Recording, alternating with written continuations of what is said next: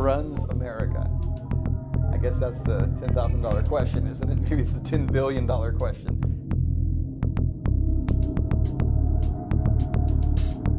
America and most countries of the world really are run by a very small percentage of the population. Not even the President of the United States. It's the money men.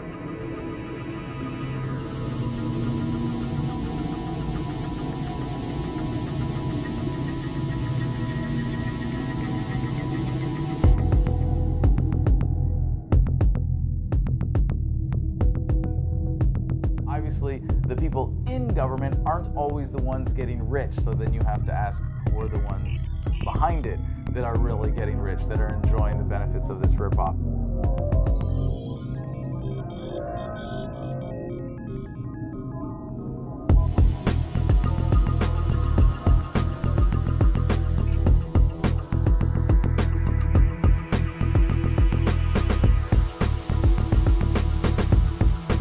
What happens if we slice through the back of that system? Set aside the system, you know, how you approach the power of the United States of America, how you lobby for a bill, how anyone can become president, how anyone can appeal to the people and ask for them to be voted into office. What happens if you go behind the scenes and just open the panel door and see how the system of power is really wired?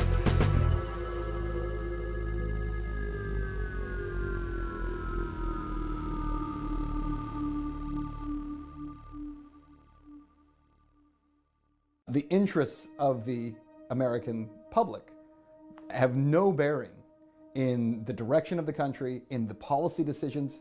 It doesn't matter which party we're talking about either.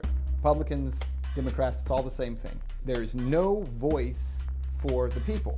I think we're being controlled by a relatively small group of extremely powerful individuals that are pretty much pulling the strings behind both major parties, as well as the economic and financial institutions. We're supposed to have the people being represented by the Congress, and this is a check and balance system.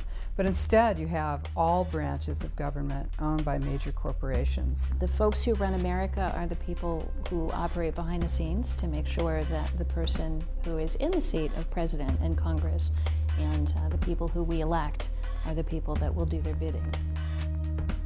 I think what you see is what it is. And who runs America are the banks and the multinationals. It's as simple as that as I see it. And they're the ones that have made all the decisions that have put us in the place that we're in now.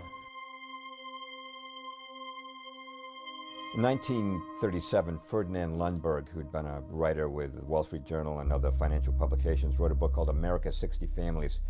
And in that book, he documented that the country was being run by an oligarchy of the wealthiest families, including the Mellons and the DuPonts and the Morgans and the Rockefellers and the Warburgs. And he showed that they were running the country as an invisible government behind the democracy that we see upon the surface. In fact, a study by Princeton University has come out saying that the United States is more of an oligarchy than it is a republic or democracy. Why? Because the public has no say in the policies and in the system that's been set up by politicians. Go back to 2008. Financial crisis is going on. Henry Paulson, U.S. Treasury Secretary. Where did he come from? Goldman Sachs, right, CEO. Gets in front of the American people and tells us that he's going to save us little people from the problems we have in the real estate market. But in order to do that, we have to bail out the too big to fails. Too big to fail. 4 words. Shows you who's running the country. Capitalism, there's no such thing as too big to fail. It's fascism. It's a multinational takeover. We bailed out the banks. It's the unseen people that I'm more concerned about, really, because there's got to be someone, somewhere, that creates the agenda that all these people must follow.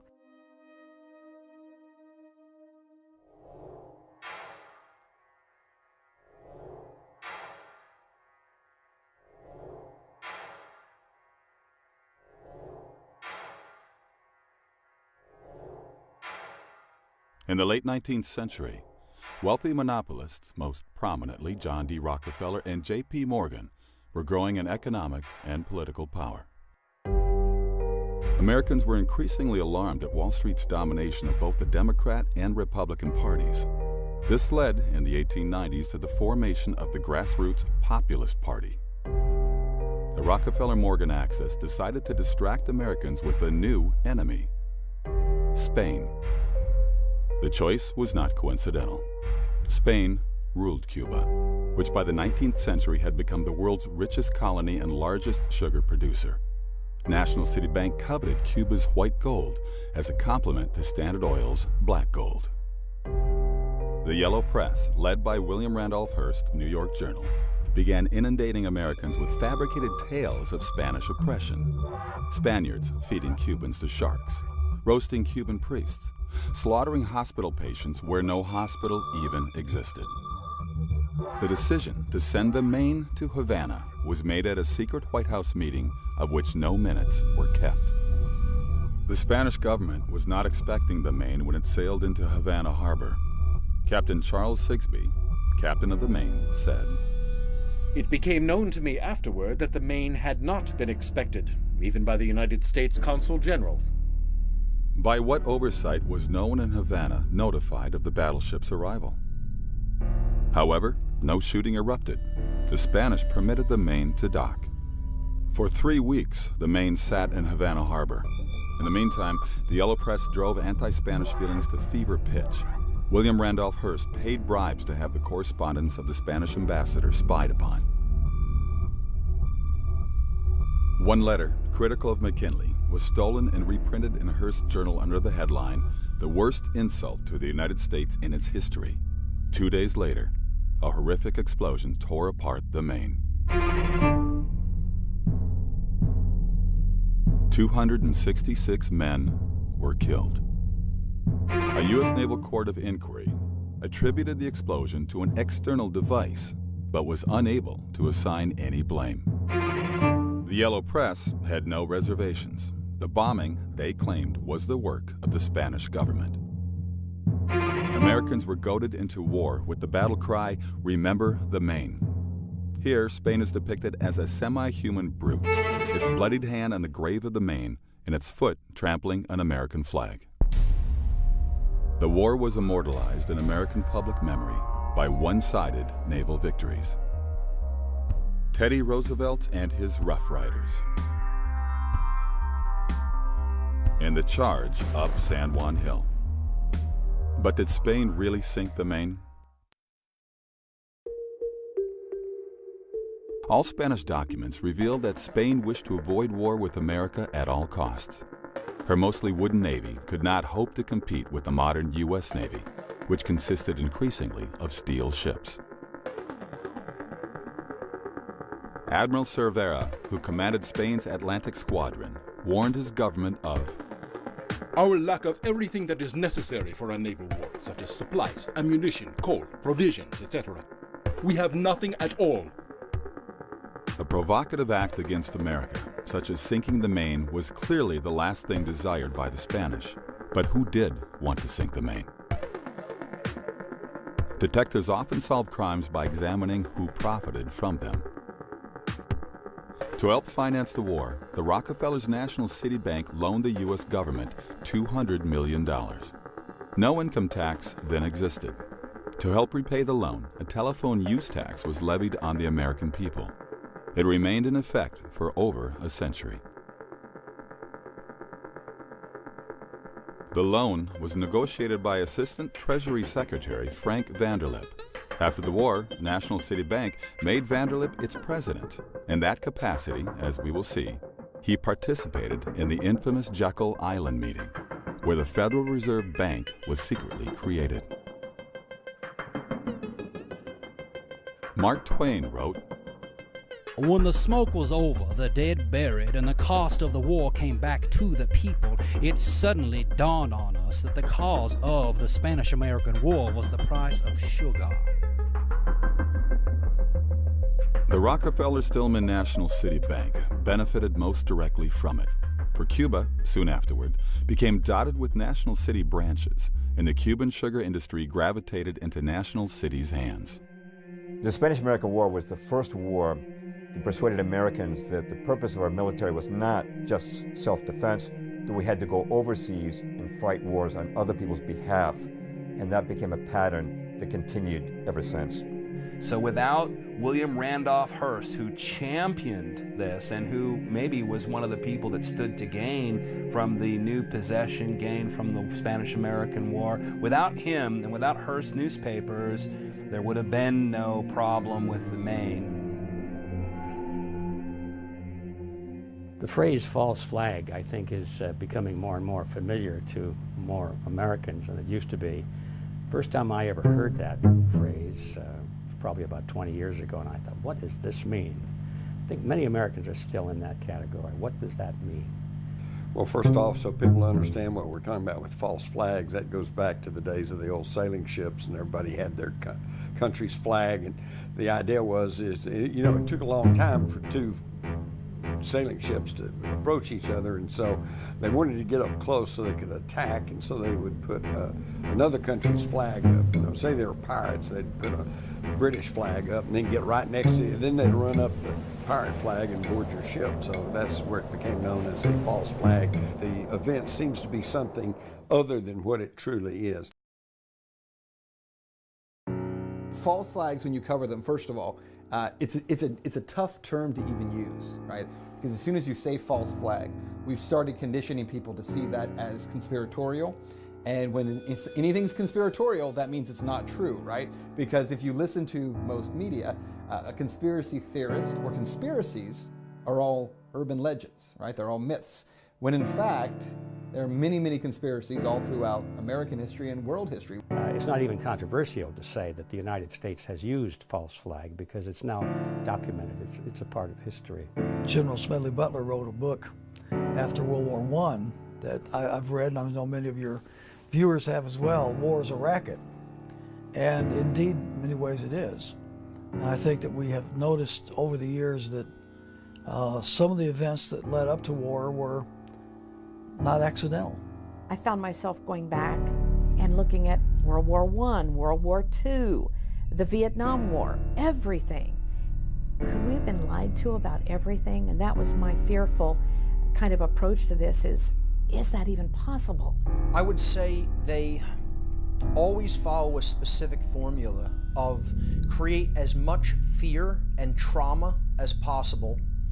And then in that traumatization of the public, they're eliciting a specific psychological response. And that response is a cry for protection.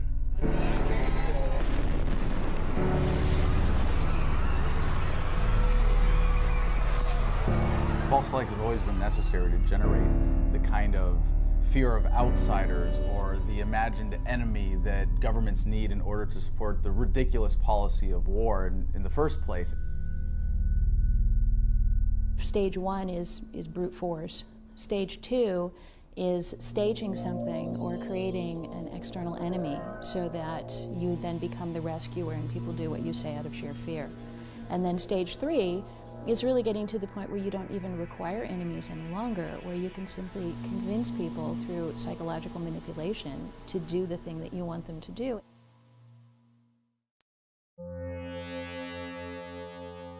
(1915). World War I is underway. Britain is at war with Germany.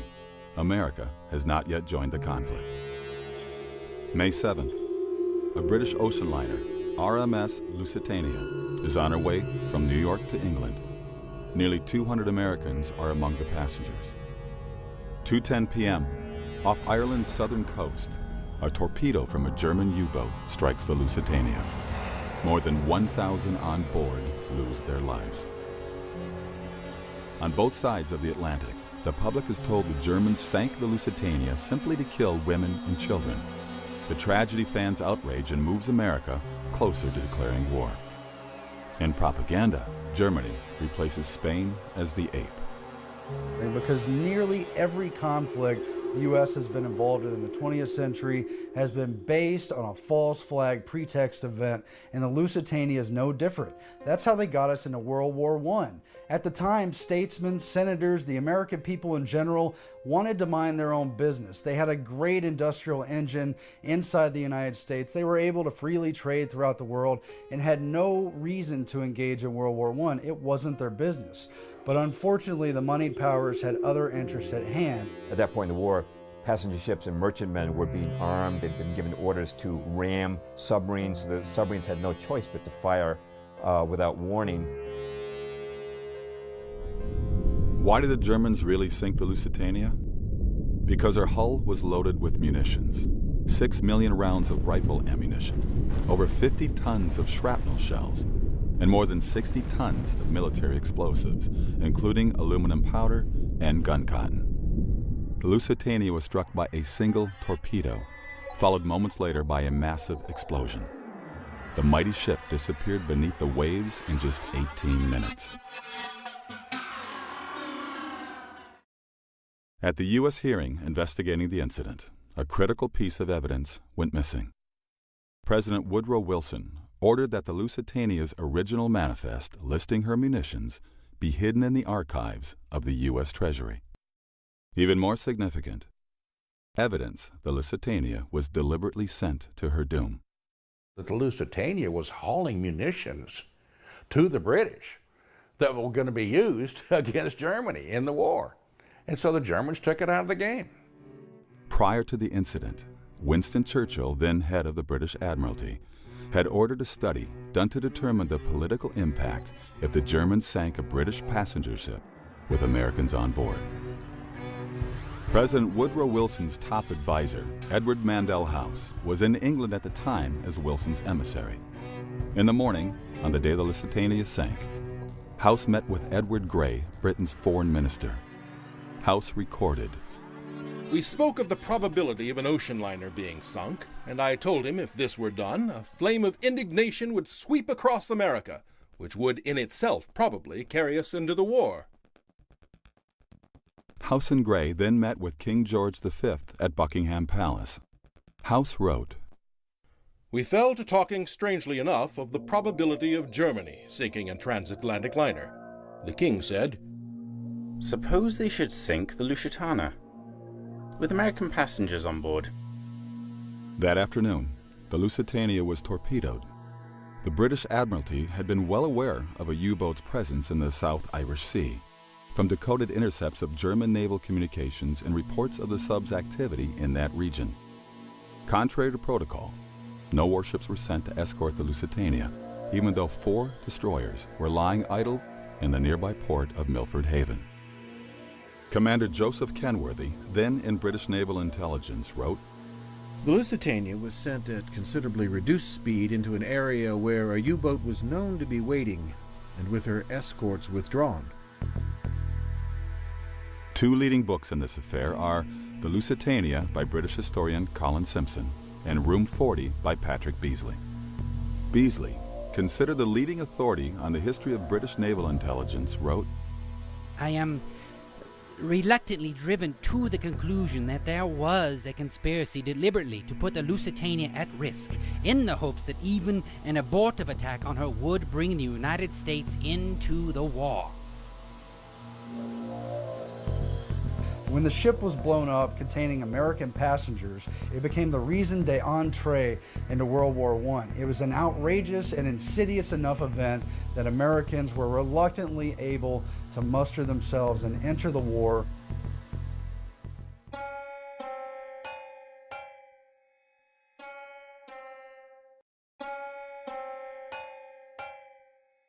I think the most stunning example where there is so much historical evidence that no one even challenges anymore is the attack on Pearl Harbor. Every time that anniversary comes around, we focus on Pearl Harbor Day because we want people to know the truth and want them to stop buying into the lies. December 7th, 1941, the Japanese Navy attacks the United States fleet at Pearl Harbor in Hawaii, sinking or heavily damaging 18 naval vessels and leaving over 2,000 Americans dead. This is the event that propels America into World War II. I had pretty much the same view that most Americans have, and that it was a dastardly attack. As President Roosevelt said, it was a day of infamy, you know. And it goes down in history now for having been such a sad, sad time. December 7th, 1941, a date which will live in infamy. The United States of America was suddenly and deliberately attacked by naval and air forces of the Empire of Japan. Congress declares war, but the public wants to know why America was caught off guard. President Roosevelt appoints a commission to answer this question. The Roberts Commission was headed by Owen Roberts, a Supreme Court justice friendly with Roosevelt. The Roberts Commission declared that Washington officials had discharged their duties in an exemplary fashion.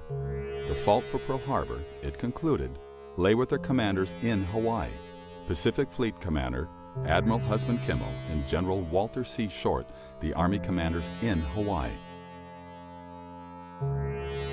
It's alleged these men failed to take adequate defensive and surveillance measures.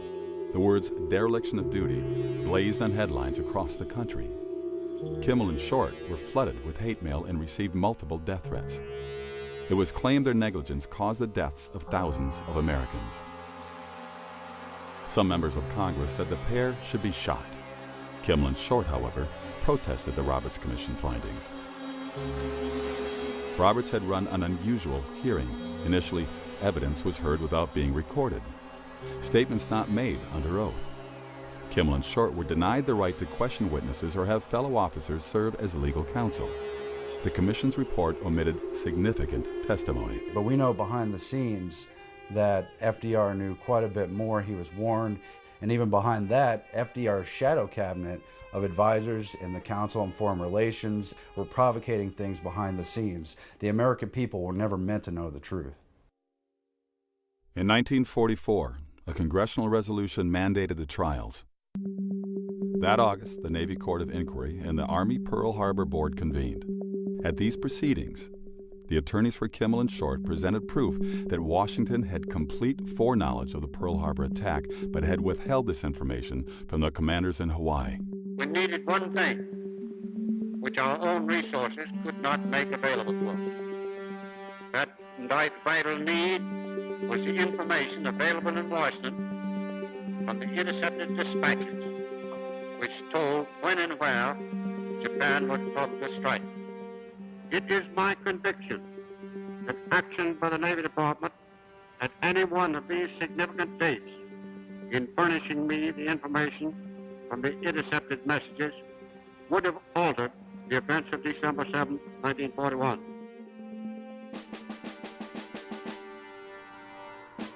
Outraged, the Navy court exonerated Admiral Kimmel and laid the blame squarely on Washington, D.C. The Army Pearl Harbor Board concluded Washington had full foreknowledge of the attack. Its report closed with these words. Up to the morning of December 7, 1941, everything that the Japanese were planning to do was known to the United States. But the American people did not learn the results. The Roosevelt administration ordered the trial verdicts to be made confidential. He discovered later that his own superiors had gone to great lengths to make sure that he, Admiral Kimmel, did not have the information that was available in Washington. Why was the fleet in Pearl Harbor when Franklin D. Roosevelt ordered the U.S. Pacific Fleet to move from the west coast to Pearl Harbor? The fleet commander, J.O. Richardson, went to Washington and he protested this decision. He said, Mr. President, our ships will be boxed in like sardines in Pearl Harbor. Hawaii is approachable from 360 degrees by potential attackers. We'll have to resupply across 2,000 miles of Pacific. The only reason President Roosevelt could give Richardson for putting the fleet in Pearl Harbor was he said it will deter Japanese aggression. Well, as of December the 7th, 1941, everyone knew that putting the fleet in Pearl Harbor did not deter Japanese aggression. A breakthrough came in 1982 with the publication of Infamy by John Toland, the Pulitzer Prize winner known as the Dean of World War II historians. By the time of Toland's book, witnesses and information had emerged that had been previously unavailable.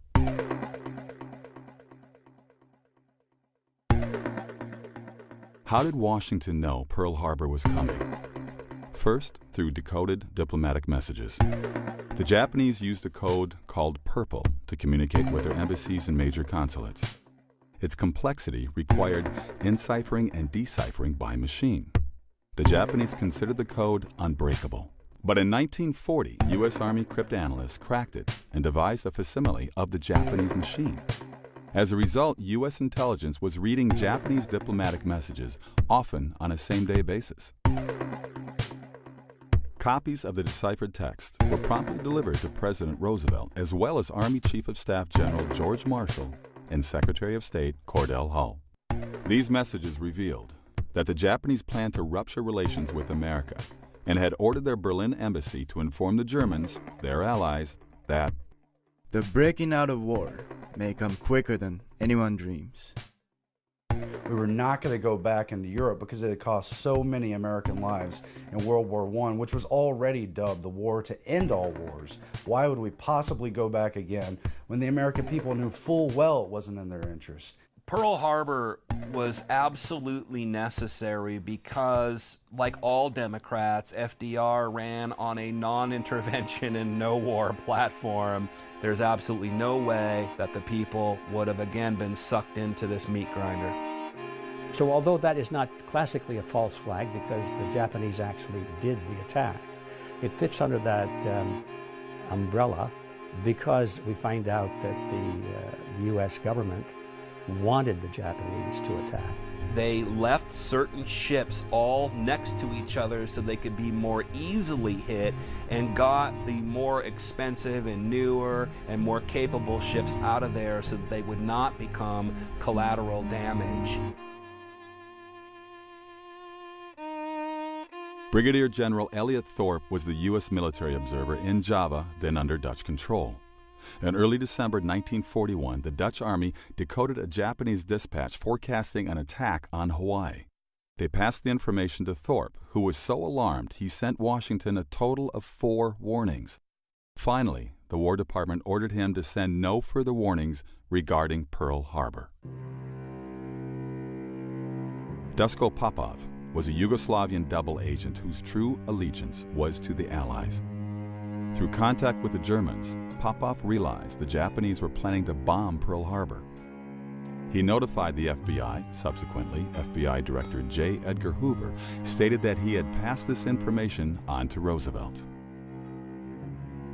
Iowa Senator Guy Gillette and Texas Congressman Martin Dies also later stated they had received advance information concerning the attack, which they shared with the president.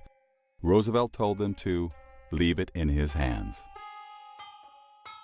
In Day of Deceit, The Truth About FDR and Pearl Harbor, Robert Stennett proved from documents obtained through the Freedom of Information Act that Washington was not only deciphering Japanese diplomatic messages, but naval dispatches also. The most significant was sent by Admiral Yamamoto to the Japanese First Air Fleet on November 26, 1941.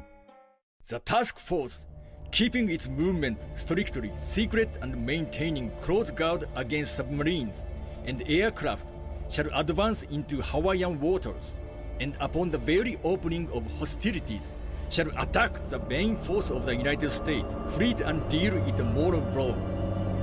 The first air raid is planned for the dawn of X day, exact date to be given by later order. Whether we're looking at something like Pearl Harbor, which is now an admitted false flag event, or it's an event that was clearly allowed to occur, it was known about and no action was taken to prevent it or stop it. So that could qualify as a false flag event. Whether you're looking at an event that, like the Gulf of Tonkin, which was a fake false flag event. It was something that we were told occurred and actually didn't even occur. This has been called by some researchers, like David Icke, for example, as no problem reaction solution. You don't even have to have the actual physical event take place. You only need the perception of it to take place. In retaliation for this unprovoked attack on the high seas, our forces have struck the bases used by the North Vietnamese patrol craft. In many cases, these individuals who plan these events, they're playing chess while we're not even playing checkers yet. You know, we have to understand what they're doing. The event isn't as important as the underlying psychology that the event is done to elicit. And until we understand that pattern, we're not going to be streetwise to the technique. In the event of a further attack upon our vessels in international waters, we are to respond with the objective of destroying the attackers. You look at those Vietnamese, man, up in north. We better stop them right away. If we don't stop those communist North Vietnamese, they're going to take over South Vietnam, then Thailand, then Laos, and then Cambodia. And before you know it, those dominoes will be falling until they hit the shores of California. Now, you could say I sound like a lunatic for saying something so stupid. But that's what was being said back then, and I know firsthand because I was prime draft age of that time. These guys are professionals at it, and they know how to take advantage of it. And, of course, one of the most horrible ones in our lifetime was in August of '64 when Lyndon Johnson faked the Gulf of Tonkin. In 1964, Congress passed the Tonkin Gulf Resolution, authorizing President Lyndon Johnson to escalate the Vietnam War, to which he committed hundreds of thousands of troops. The justification given for the resolution was two alleged attacks on U.S. destroyers by Vietnamese torpedo boats in the Tonkin Gulf, August 2nd and August 4th, 1964. Johnson described the first attack as an unprovoked assault against a routine patrol. Actually, the destroyer was supporting a South Vietnamese military operation against the North. The second attack never occurred. Admiral James Stockdale, recipient of the Congressional Medal of Honor, was then a pilot stationed in the Tonkin Gulf. Later shot down, he spent 7 years in a POW camp. After returning home, he summarized his experiences in his book, In Love in War. Stockdale was called to the scene of the alleged August 4th attack, but saw no Vietnamese boats during 1.5 hours of overflight. Well, I was over those destroyers for over an hour and a half, below 1,000 feet, lights off, watching everything they did. I could hear them chit-chatting on the radio, the Maddox and the Joy. They seemed to have some intermittent radar targets. I took it upon myself to get out there where they thought a boat was and try to kill it if they didn't. But it was fruitless. And I'd go down there and there was nothing. I felt it was a bad portent that we seemed to be under the control of a mindless Washington bureaucracy, vain enough to pick their own legitimacies regardless of the evidence. Today, very few people dispute that the Tonkin Gulf incident didn't take place. Later, it was revealed that the Tonkin Gulf Resolution was written before the alleged incident. The document was simply awaiting on an excuse to activate it. The whole Gulf of Tonkin incident, a lie by slimy little people like Robert McNamara and LBJ. And every one of those people knew it was a lie, and they sacrificed the lives of 60,000 American boys, destroyed the lives, limbs, and minds of hundreds of thousands of others, killed over 3 million Vietnamese, napalmed it, Agent Oranged it on lies. They died in a just cause for defending freedom, and they will not have died in vain. The main justification currently given for the Iraq War, bringing freedom and democracy to the Iraqi people, was not the original reason presented. The next mushroom cloud you see, maybe one of Saddam Hussein's weapons. You remember that one? Last November 8th, this council passed Resolution 1441 by a unanimous vote. The purpose of that resolution was to disarm Iraq of its weapons of mass destruction. It was claimed Saddam Hussein possessed weapons of mass destruction, or WMDs, threatening world security. This council placed the burden on Iraq to comply and disarm, and not on the inspectors to find that which Iraq has gone out of its way to conceal for so long. There is only one truth, and therefore I tell you, as I have said on many occasions before, that Iraq has no weapons of mass destruction whatsoever. After the invasion, Chief U.S. Weapons Inspector David Kay acknowledged months of searching had turned up no weapons of mass destruction in Iraq. In his opinion, they hadn't existed there since the 1991 Gulf War. Why aren't there any war crime tribunals for these people? Who knew what when? Either you are with us or you are with the terrorists. An interview with Scott Ritter, who was the UN's chief weapons inspector in Iraq, who affirmed that there were no weapons of mass destruction in Iraq after the original Gulf War of 1991. Weapons of mass destruction, I thought, you know, who could believe this? I mean, who's believing this yellow cake from Niger story and the whole thing? And still no accountability for the fact that we went into another country looking for weapons that weren't there, and we killed 500,000 people. One thing that the Bush administration did a very good job of, with the help of media, was to shift the focus away from any reality of weapons, terrorism. So what they did was the administration immediately shifted to, we're bringing democracy. Now look, part of the reason we went into Iraq was the main reason we went into Iraq at the time was we thought he had weapons of mass destruction. It turns out he didn't, but he had the capacity to make weapons of mass destruction. But I also talked about the human suffering in Iraq. And I also talked the need to advance a freedom agenda. And still to this day, there are people, especially neocons, who believe that argument. That all these wars that we've had in the Middle East, which have again turned the Middle East into chaos, that have handed it over to Al-Qaeda so that we can go back, I guess, and fight them again later there, it was done so that freedom could come to an oppressed people. Colin Powell, who made such definite assertions before the UN, has admitted his claims were based on faulty intelligence. The little lying Colin Powell putting up phony information in front of the UN. These are Saddam Hussein's mobile weapons of mass destruction labs. It's one lie after another. Looking at these wars, Spanish-American, World War II, Vietnam, and Iraq, one could soundly argue that in each war, American involvement was based on a deception, false pretext, or to put it charitably, mistaken pretext. One lie after another. Keep pouring them out. These are sick people and nobody wants to call a spade a spade. Could this really be one giant coincidence? Patterns of this scale generally do not happen by accident. To find the answer, deeper questions remain. When our country was founded, it was founded by an elite group. The founding fathers were the educated ones, the ones who had land, the ones who'd studied in Europe, the ones who'd read history and philosophy. And thank God it was that way. It's still true in America today, but the elite has changed. It's a great debate of whether or not we're founded on our lineage and our heritage of the Constitution and Bill of Rights or from hidden interests. Who runs the country? Well, the political parties run the country, but we all know the political parties actually don't do anything on their own. I think the reality is that we're probably ruled, for the most part, by an oligarchy. People still elect members of Congress, but beyond that, once someone is in Congress, the special interest groups take over, the lobbying firms take over, very wealthy families take over, and the people have absolutely no voice.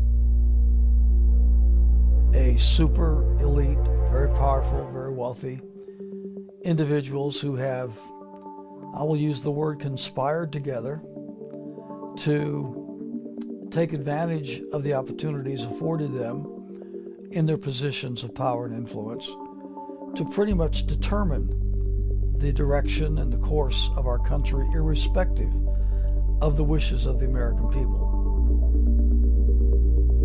I think in any culture, in any country, you can look to who has the money. The people with the money typically tend to wield the power.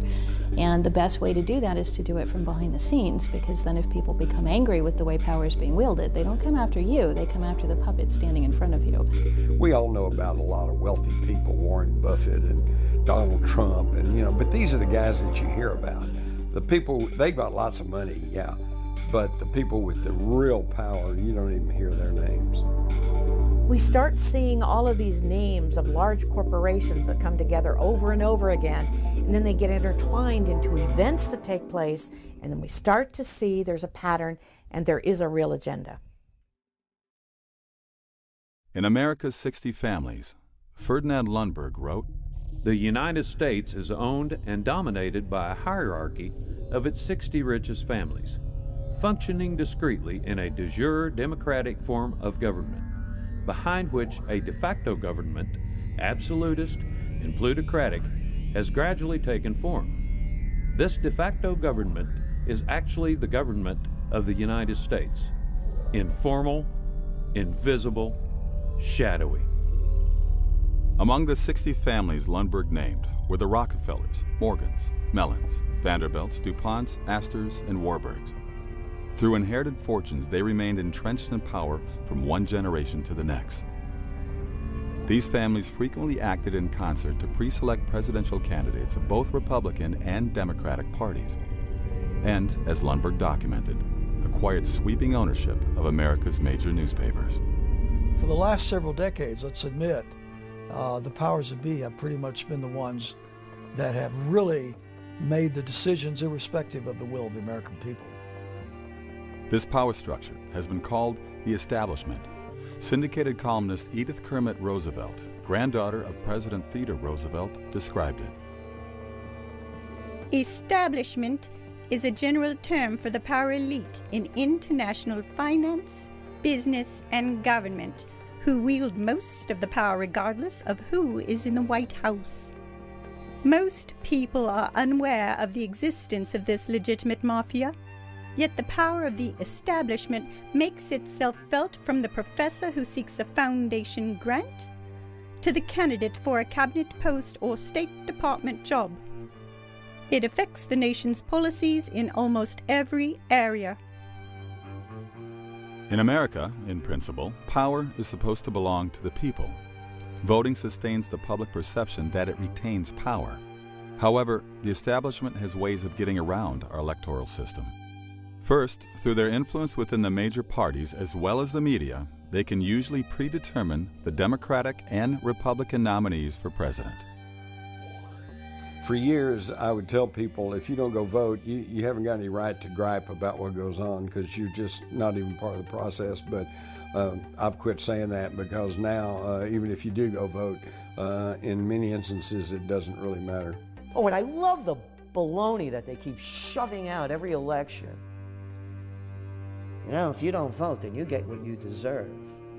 No, if you vote, you get what you deserve. A lesser of two evils? What sick person would vote for a lesser of two evils? In 1976, Jimmy Carter was elected president. 7 months before the Democratic convention, the Gallup poll reported less than 4% of registered Democrats favored Carter for president. Outside Georgia, where he was governor, few people knew who he was. What happened? There's a new mood in America. We've been shaken by a tragic war abroad and by scandals and broken promises at home. Carter received a media blitz, including adulatory pieces in the New York Times and a Wall Street Journal editorial declaring him the best Democratic candidate. The TV networks inundated the public with his image. Before the nominating convention, his picture appeared on Time's cover 3 times and Newsweek's cover twice. Time's cover artists were instructed to make him look as much like John F. Kennedy as possible. How did Carter acquire this media following? It began with dinner at the Tarrytown, New York estate of David Rockefeller. Present was Zbigniew Brzezinski, who helped Rockefeller found the Internationalist Trilateral Commission, and whom Carter would later appoint National Security Advisor.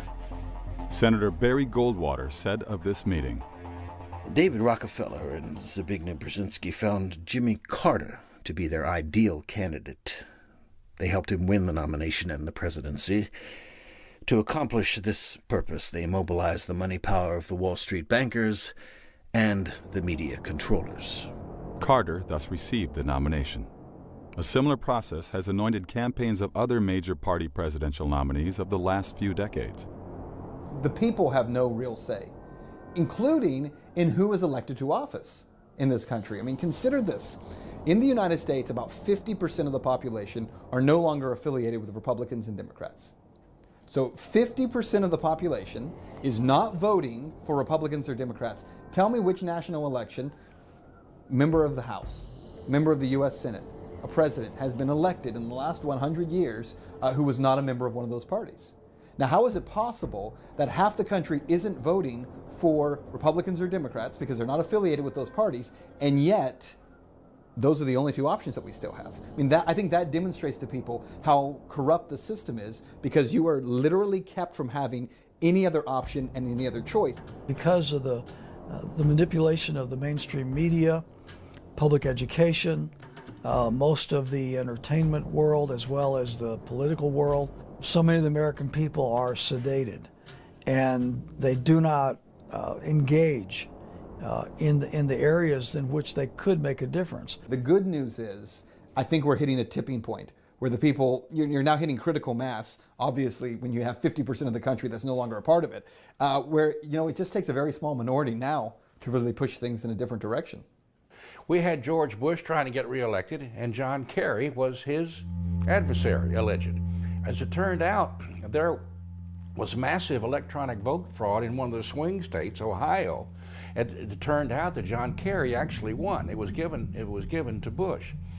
A year or so later, there's a young law student down in the University of Florida, and John Kerry is speaking down there. And the law student had the cojones to go over and get in front of the microphone when they asked him, when they opened it to questions. And he asked John Kerry, how come he didn't make more of a squawk about this? And he says you won the 2004 election. Right. Isn't that amazing?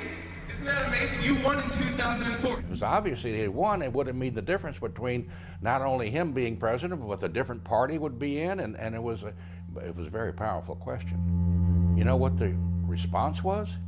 John Kerry gave a little nod or something, because the next thing we know, there's a goon squad of about 6 that come and drag the young law student right out of the auditorium.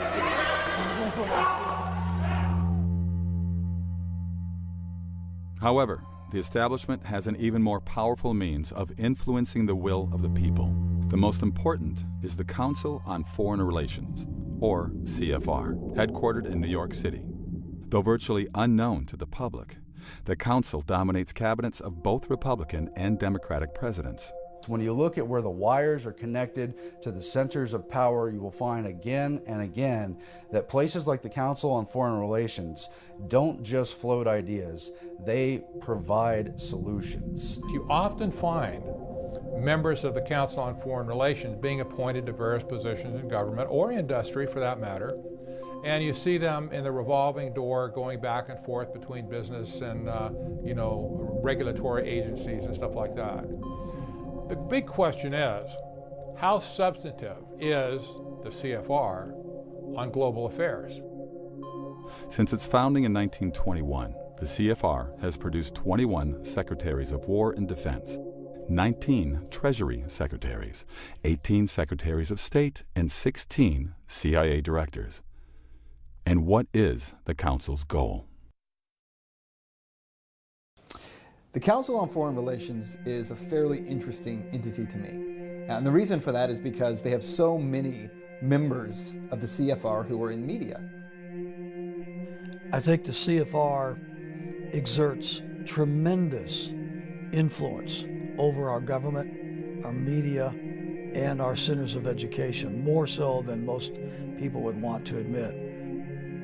The Council on Foreign Relations is a very important nexus point, but it's just a vehicle for the larger aims of those who have an agenda. But it's an important vehicle. It's a ring of power that is an engine to encircle the whole world. You know, once in a while there'll be a spokesperson on major media, and he'll be introduced as such and so, and they'll give credentials, and then they'll mention a member of the Council on Foreign Relations. But that just, it sounds so innocuous. It just passes, oh, it's some council that deals with foreign policy, so people don't remember that. The number one thing people need to know is that when you have so many members of media who are a part of those organizations or that organization, you have lost the ability to have anyone criticizing globalist agenda or globalist viewpoints, because they are members of an organization that pronounces its view is to create, globalism. They have seized upon foreign policy, economics, and trade to get around the bounds of the Constitution and put their global system on top of America. When I wrote The Shadows of Power, the main concern I had was that maybe I'd gone too far in attributing our foreign policy to this invisible government. Now it's 26 years later, we've had the arrival of the internet, I've had access to information I never had access to at the time I wrote that book, and my conclusion is that it's not that I went too far, but I didn't go far enough.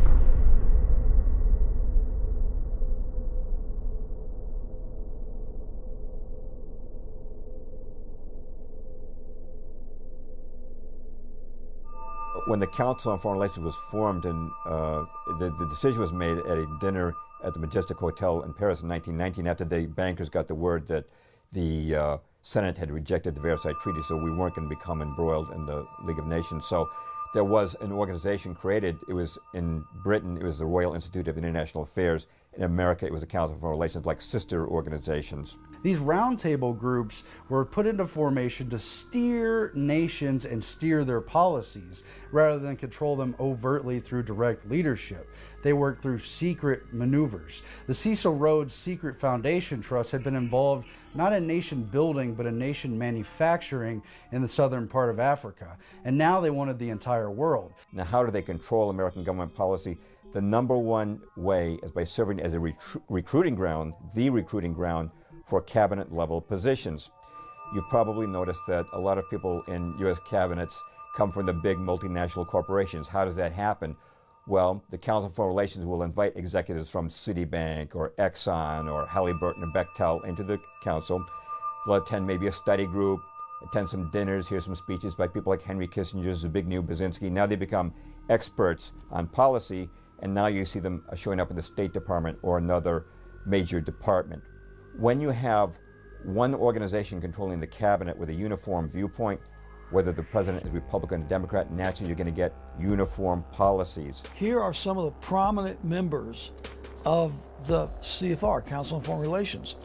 George Herbert Walker Bush, Bill Clinton, Sandra Day O'Connor, Dick Cheney, Les Aspin, Colin Powell, Robert Gates, Brent Scowcroft, Jesse Jackson Sr., Mario Cuomo, Dan Rather, Tom Brokaw, David Brinkley, John Chancellor, Marvin Kalb, Diane Sawyer, Barbara Walters, Cyrus Vance, Paul Volcker, Henry Kissinger, George Shultz, Bruce Babbitt, Howard Baker, Samuel Berger, Elaine Chao, Dianne Feinstein, Ruth Bader Ginsburg, Chuck Hagel, Gary Hart, John McCain, George Mitchell, Bill Moyers, Jay Rockefeller, Donna Shalala, Strobe Talbot, Fred Thompson, Robert Zoellick, Richard Nixon, Hubert Humphrey, George McGovern, Gerald Ford, Jimmy Carter, John Anderson, Walter Mondale, Michael Dukakis, Al Gore, John Kerry, on and on. I mean, you notice first of all that you're talking Republicans and Democrats, conservatives and liberals.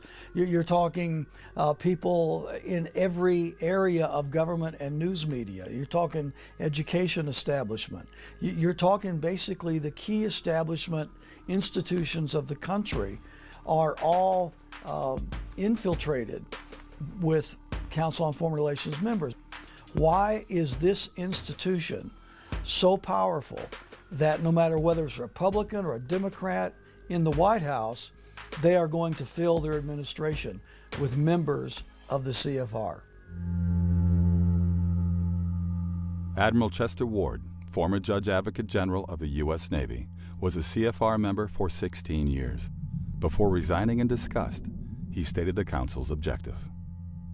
Submergence of U.S. sovereignty into an all-powerful one-world government. This lust to surrender the sovereignty and independence of the United States is pervasive throughout most of the membership. This is a man who was also invited to become part of the CFR and was a member for a few years until he recognized what the CFR was all about. After finding that out, he withdrew his membership from the CFR, and then he did his best to inform the American people as to what the CFR was all about. The Council's journal, Foreign Affairs, has pushed for world government for over 90 years. In its first year of publication, 1922, it declared, Obviously, there's going to be no peace or prosperity for mankind so long as it remains divided into 50 or 60 independent states. The real problem today is that of world government.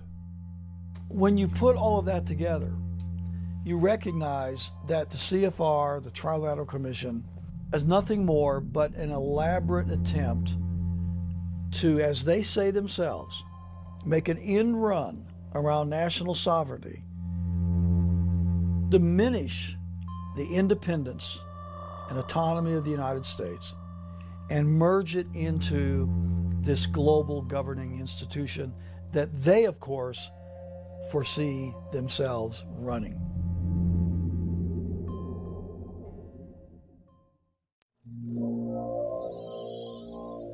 I mean, my goodness, we're going toward everybody having a little bit and nobody having a whole lot, except for the elite. And we're going towards seeing all of our jobs taken away and put into another country. That's your world government for you. That's not benefiting the people in this country. So I absolutely, you know, I abhor the idea of world government. And I'm afraid that what we're going to see is the demise of many of our countries in the attempt to formulate this one big structure. And it's obvious to see, okay, there are these very rich and powerful people meeting at, under the guise of the CFR or the Bilderberg Group or a bunch of other things. But it really doesn't matter. The fact is the superclass exists. That's the problem. So whether it's a Brussels, whether it's a World Trade Organization, whatever it might be, it's still built on the premise of how do we steal the most amount of money that we can, put it in the hands of the fewest, and tell everybody else what to do. It's not primarily driven by political ambition, it's driven by economic ambition. And just the fact that I mentioned that might change the flavor of the conversation, because talking about economics is a little bit different than just talking about politics.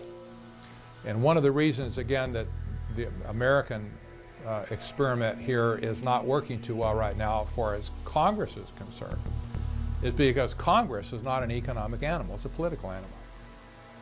What is world government? Simply stated, one regime ruling the planet.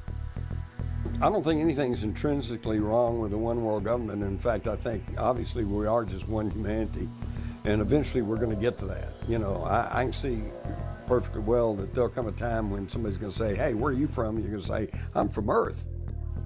Okay? But the problem is, are we going to do this voluntarily? And are we all going to agree that we're going to have a world government and that we all have some sort of representation and the thing's done equitably and fairly, you know? Or are we going to have a handful of wealthy, egotistical, sometimes psychopathic people who want to control the world, who are going to foist it off on us?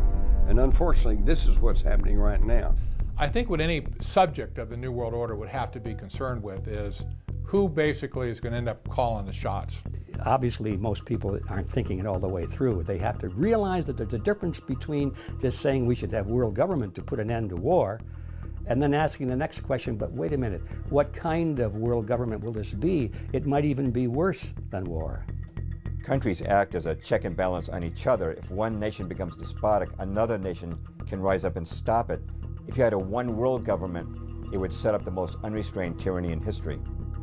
Already in the United States, with a population of over 300 million, you may be able to meet your representative, but your likelihood of knowing your representative as an average citizen is next to nothing. You may not even know who he or she is.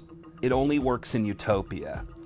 And so while this is something we might all strive for, without a massive shift in global consciousness, it's impossible. Such a development is less remote than it may sound at first. It is being established progressively now. Modeled in Europe, where once mighty nations that oversaw empires such as Britain and Spain are becoming more like provinces of the European Union. Parliaments of EU countries grow increasingly subservient to the European Parliament. Laws are becoming more uniform throughout the Union. National currencies are consolidating into the euro. The European Court of Justice can issue arrest warrants against citizens of member countries.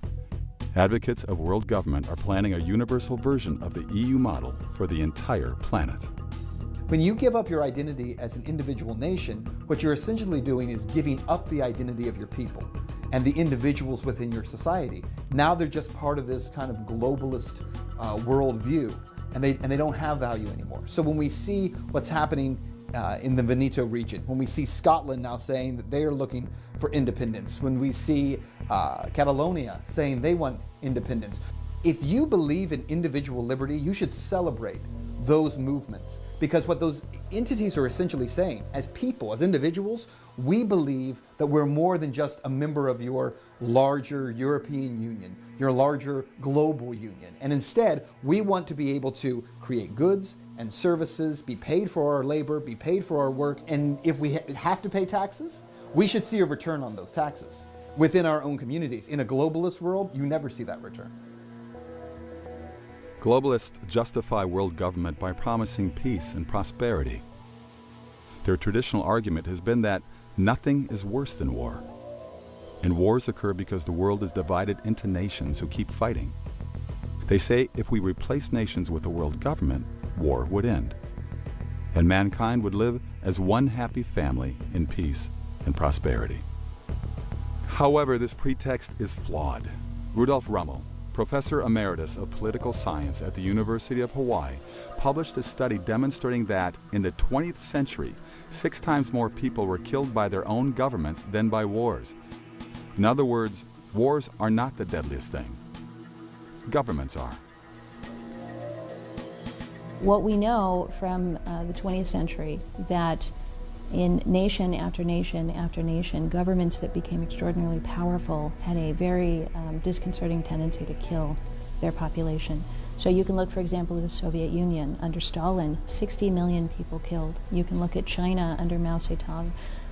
Some estimates say well over 100 million people killed. Some even say 200 million people killed. You can look at Nazi Germany as the example that probably most viewers are familiar with.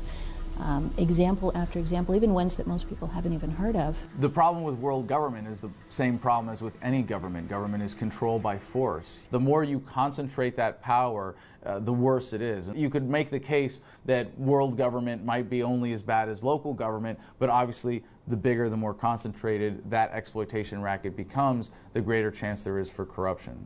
All human authority is jurisdictional and limited.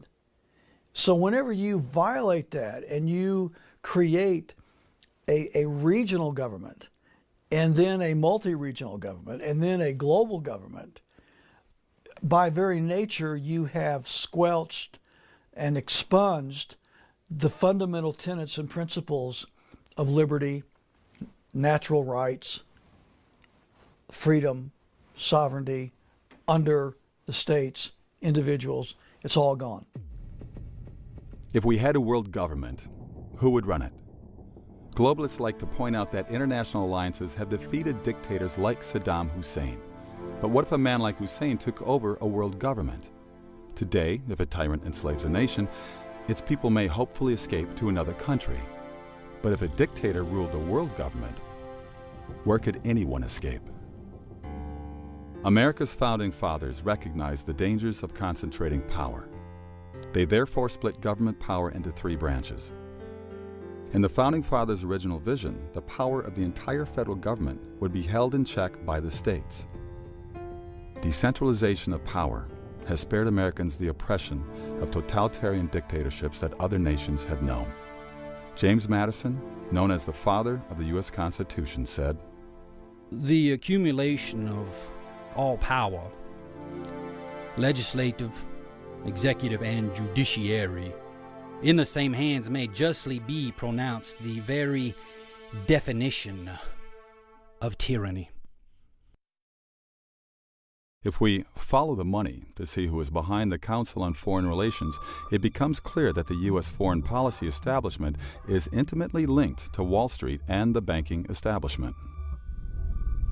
Americans know they have inflation. In 1962, a postage stamp cost 4 cents. Today, 49. A candy bar cost a nickel in 1962, now around $1. Since 1913, the dollar's purchasing power has declined over 95%. Inflation is not inevitable. This graph, depicts American price levels since 1665. There was no net inflation for the first 250 years. Inflationary blips occurred as during the American Revolution, War of 1812, and Civil War, when the United States printed large quantities of money to pay for those conflicts. Increasing the supply of money diminishes its value, making prices rise. But notice after the wars, money always returned to its normal value. A dollar was worth the same in 1900 as 1770. During World War I, our currency inflated, but instead of resuming to its normal value afterwards, American dollars, stable for 250 years, began rapidly and permanently losing value. This change came from one factor: creation of the Federal Reserve Bank in 1913. The Federal Reserve is the most important part of the American government's racket of exploitation, and that's important to remember, that it's not about the wars, it's not about the police state, it's not about the business regulations. Those are all how. The why is power and money. Time to pay attention, because the Federal Reserve has taken over the engine of the country and completely made it subservient to interest other than the actual country. First off, it's not federal, and second off, it has no reserves. Okay, so the whole thing's a fraud to begin with. The Constitution gives the Congress the power to coin money, but we've lost that by giving our power to a private corporation. Janet Yellen is current chairman of the Federal Reserve Board. She was preceded by Ben Bernanke and Alan Greenspan. The Fed chairman has been called America's economic czar, largely because the chairman and board set U.S. interest rates, which impacts the stock market. If interest rates rise, CDs and other interest-bearing securities appear more profitable, causing money to flow away from the riskier stock market. However, when interest rates fall, investors tend to favor stocks. Janet Yellen, the Fed chair, the new Fed chair, is going around saying that she will continue these policies of this quantitative easing, as it's called, which is essentially just the printing of money. And they're going to continue it until they can get the unemployment rates down. And she gives examples. She's talking like a president now, giving examples of the young woman that she's met in this community who struggles because she works multiple jobs. She's a single mom, and it's very difficult for her. Yeah, well, I'm sure it is difficult for her.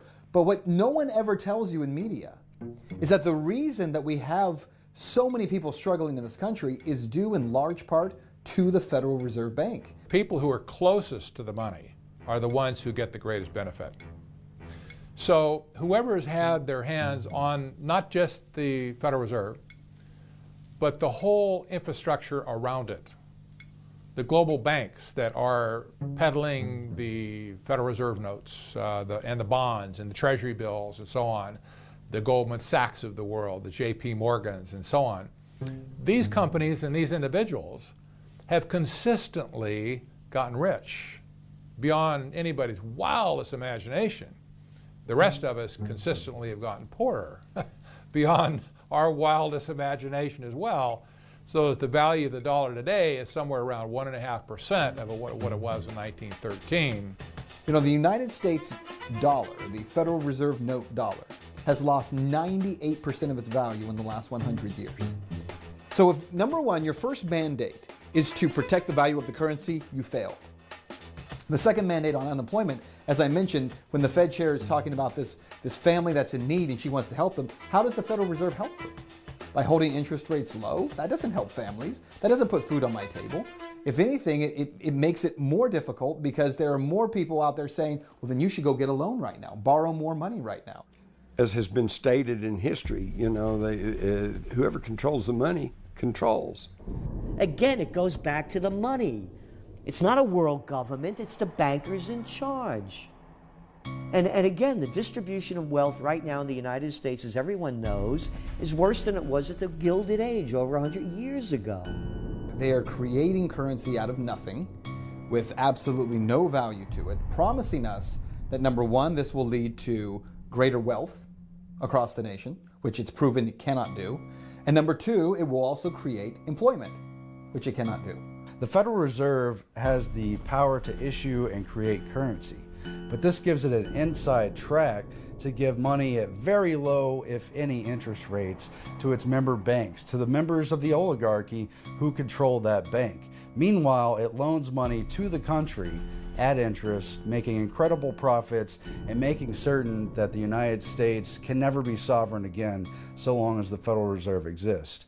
Thomas Jefferson, in a letter to one of his friends after he was out of office, he said, whenever public servants are paid by something other than what the people produce, the roles of master and servant are reversed. With the central bank, everything becomes consolidated in the hands of the few. Goes back to, again, 4 simple words: too big to fail. Central banks, look what they've done. They're robbing the people right in front of everybody's eyes as we speak. The Fed was established when Congress passed the Federal Reserve Act in 1913. The original legislation was introduced by Senator Nelson Aldrich, a frontman for the banking community. Few Americans today recognize his name. Nonetheless, many have heard of Nelson Rockefeller, who was Gerald Ford's vice president and long New York's governor, one of America's richest men. His full name? Nelson Aldrich Rockefeller, named for his grandfather, Nelson Aldrich.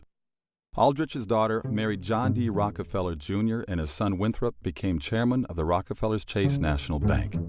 When Nelson Aldrich spoke on Capitol Hill, insiders knew he acted for the Rockefellers and their allies.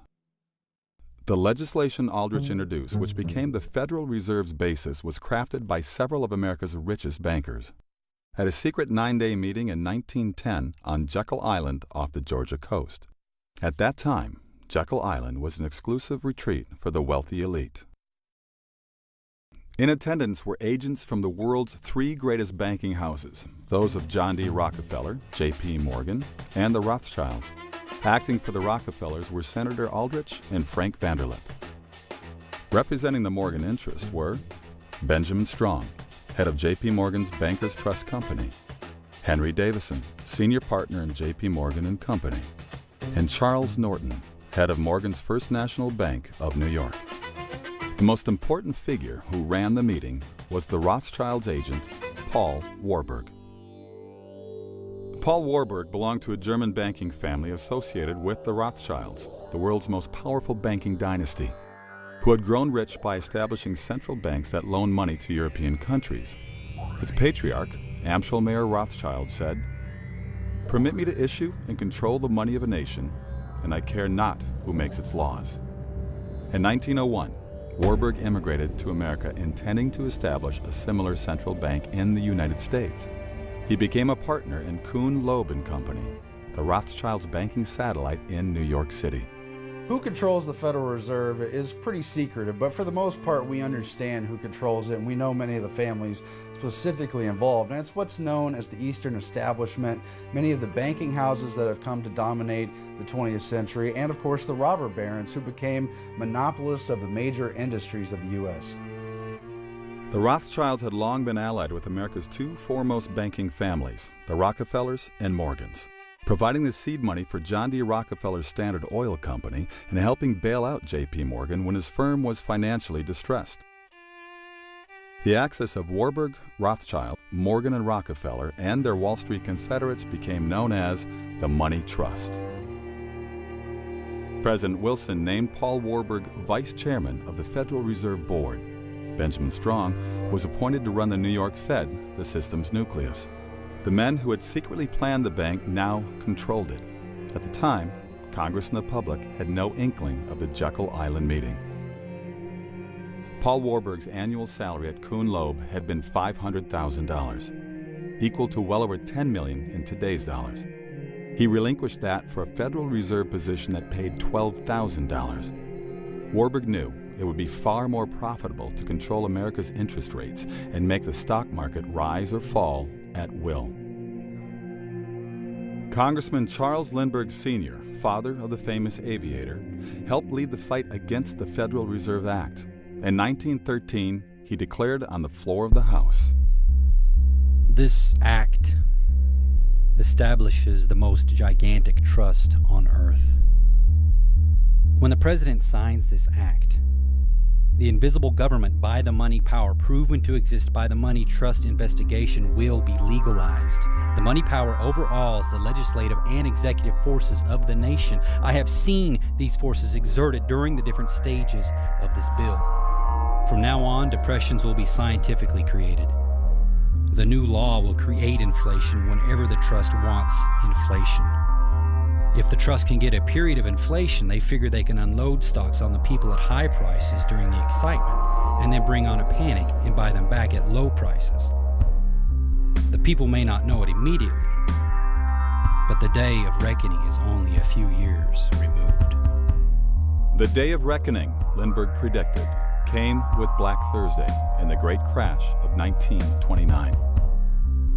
The crash wiped out millions of small investors, but not the money trust.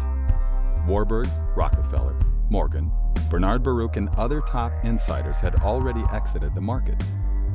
Although friendly biographers attribute their perfectly timed departure to their fiscal wisdom, fiscal foreknowledge of the Federal Reserve policy they controlled rigged the game in their favor.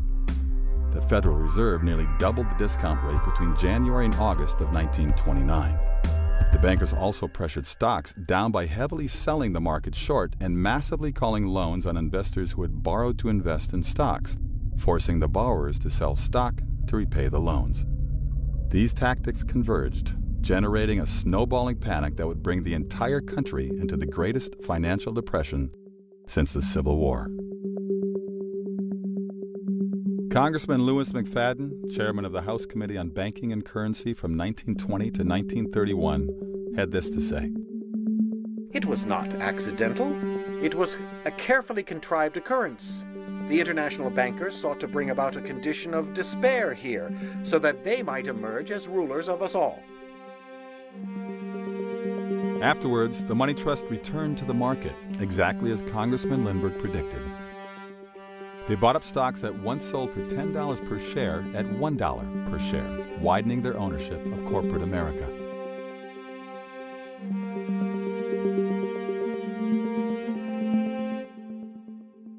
Well, the Fed affects prices by devaluing the dollar. So every time you devalue the dollar by a little bit more, it costs that much more to purchase a good. When I talk to people who are struggling with the value of their money, and they talk about the need for a minimum wage to be higher, for instance, because they say, well, we've got to make more. We're not making a living wage. What they never seem to connect is the fact that part of the reason they don't make a living wage is because the value of what they're being paid continues to drop. It's not what the young people are doing wrong, it's what's been done to them. When great-grandpa came here in 1900, there was no income tax back then. People today are spending about half their income on taxation. It's true when you take your federal income tax, state income tax, real estate tax, Social Security tax, sales tax, excise tax, utility tax, you are paying about half your income in taxation. Now, doesn't it make sense? If you pay half your income to taxes, you'll need 2 jobs to maintain the same standard of living that 1 job used to pay for. So if you understand who these people are, and you understand what their mission is and how they think and what their ideology is, then most of the mysteries of the modern world, of how come we're getting into this mess, or why are we doing this and so forth, they become easy to answer. If you don't understand that little twist of that word, really runs America, it's not the voters, then all of these things remain a mystery to you. Who's the guy that deregulated the Glass-Steagall Act and the banking acts that were put together in 1933, following the crash of '29, because of what Wall Street and the banks did? Robert Rubin, under Clinton. Where was he from? Goldman Sachs. Who's the head of the European Central Bank? Mario Draghi. Where's he from? No. European director of Goldman Sachs. Who's the fellow that's running the Bank of England? Mark Carney? Oh yeah, him. Where's he from? Goldman Sachs. And it's the bankers, it's the heads of international corporations, it's the existing power structure. And people say, well, if we don't have government, we won't be protected from the evils of rich people. And it's like, no, I'm sorry. When you have a government, what you have done is put an army of enforcers at their disposal. The United States is run like a major corporation. The 20th century in the United States has been one of centralization, as it has been around the world. It's partly due to the rise of technology, and it's partly due to the consolidation of these banking powers. So who really runs America? The global money paradigm really runs America, but the people, if they have consensus, and I think we can give several examples, the global food revolution is certainly one example where you see people from Occupy Wall Street and people from the Tea Party, people from all different segments of society coming together to say we want clean food. And you notice that this is maybe one of our most successful endeavors. So I like to think the truth is that the people and consensus run America, but if we don't do it and we don't spend time doing that, then the global money paradigm runs America like they run everywhere else. So it's killing everybody. It's costing everybody to live more, and everyone's earning less. The numbers don't lie. The numbers are there for everybody to look at. Median household income is below 1999 levels. Kids with college degrees, half of them have jobs that only require a high school education. They're robbing us right in front of our eyes, and you have slimeball politicians and prostitutes on these business shows that keep the lie going. Too big to fail. What's going to kill the dollar is when people realize that it's a system of exploitation that funds oppression, that funds wars, that funds the police state, that funds all of the regulations that are keeping you from being able to conduct your business the way that's going to make you happy, and they abandon it. That's what's going to kill the dollar. Hey, the power's in our hands. Now that we know what the game is they're loaning our own money at interest and putting us in debt so far that this country will crash. Bad austerity will come to this country. This is right off the IMF's, World Bank's plans to go in and wreck countries. The chickens have come home to roost. But don't call for the end of the Fed unless you have a pretty clear idea, some kind of consensus of what we're going to have in its place. The Federal Reserve itself does not have absolute autonomy to act as it wants within the global system. It acts according to the international body of the Bank for International Settlements. The Federal Reserve, by default, inherits some of that secrecy, if you will. And we'll never know what happens, what really goes on inside the Bank for International Settlements, much less the Fed. What can be done about it? Well, not a whole lot unless Congress gets off their hands and does something about it.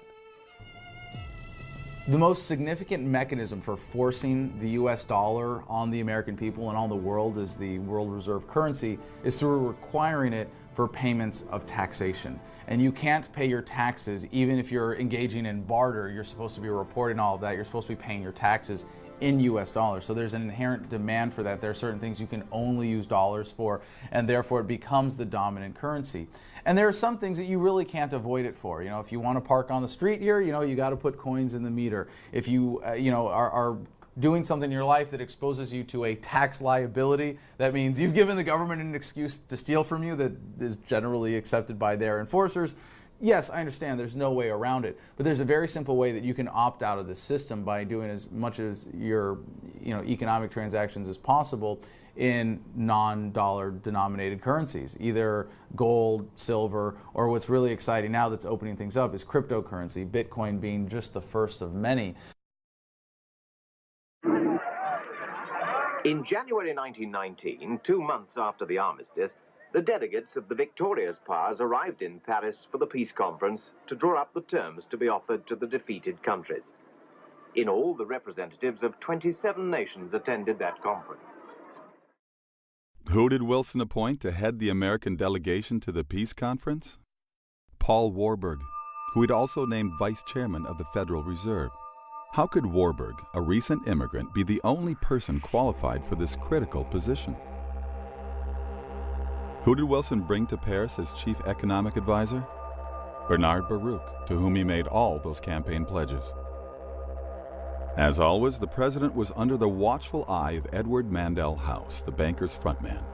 Wilson did not invite any leading Democratic Party members to Paris. Not one senator or congressman accompanied him. Only the bankers and their entourage. At this conference, Wilson presented his famous 14 points. The most important of them called for establishing the League of Nations.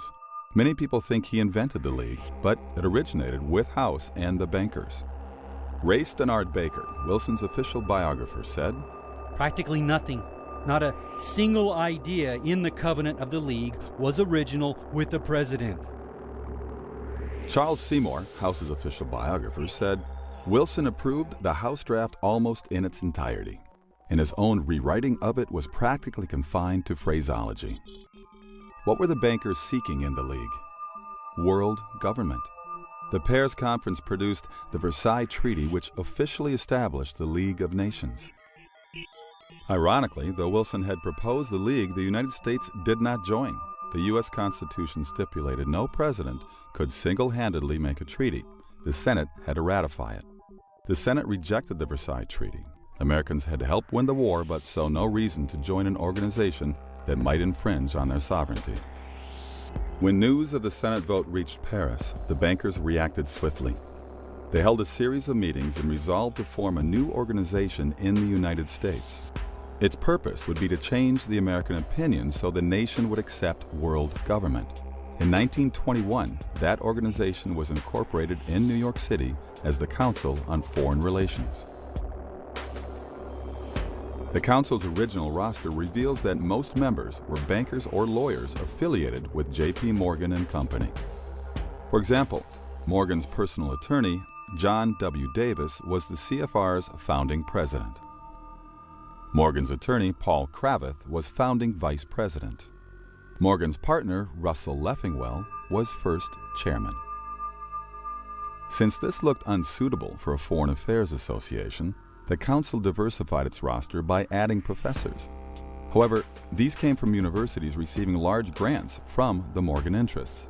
The professors, carefully screened, could be relied on to attend Council meetings, then return to the universities and preach the glories of global government. By the late 1920s, the Rockefellers had brought their people into the Council. David Rockefeller was the CFR's chairman for many years and is still honorary chairman in 2014. One way the Council influences government policy is through publications, including many books and especially its periodical Foreign Affairs, a virtual instruction manual for U.S. foreign policymakers. Time magazine has called it the most influential journal in print. They do have a publication which my husband subscribes to. We've been reading it for a number of years because of the jaw-dropping insight that it provides into what they're thinking.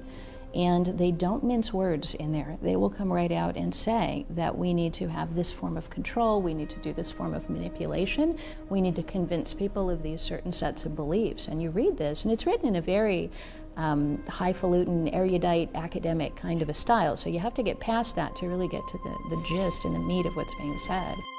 The CFR's most important means of controlling policy is supplying cabinet-level and sub-cabinet-level personnel to the government. What policies have the Council created? Let's take examples from after World War II. The League of Nations had effectively collapsed with the war's onset. Its successor was the United Nations, a bolder step toward world government. The UN began with a group of CFR members in the State Department. Working under Secretary of State Cordell Hull, they called themselves the Informal Agenda Group.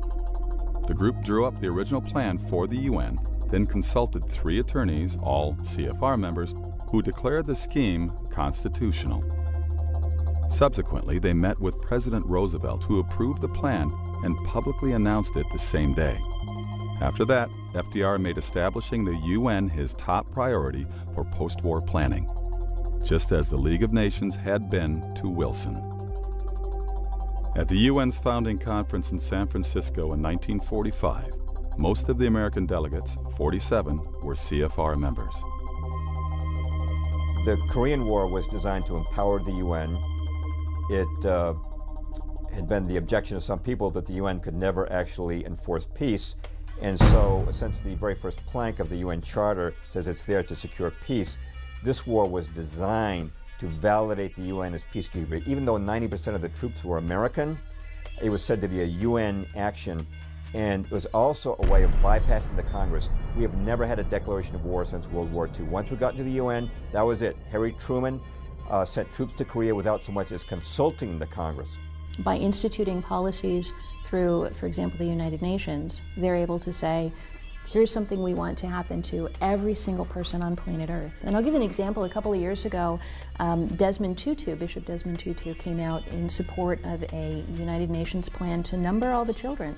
Their concern was that not all of the kids being born on planet Earth were making their way into a government database where they were being numbered and tracked. And so they came out with a program called PLAN that the phrase for this was, or their buzzword was, write me down, make me real.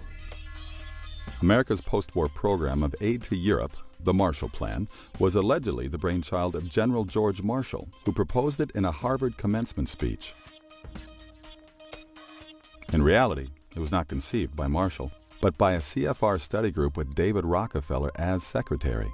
They originally intended President Truman to announce the proposal and call it the Truman Plan.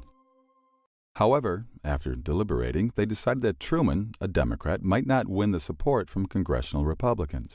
Marshall, a CFR cohort, was chosen to reveal the plan because, as a military figure, he would be misperceived as politically neutral and win bipartisan support. The strategy worked. The Marshall Event is one of those things that people recognize from the history books, but you read a basic summary and you gloss over it.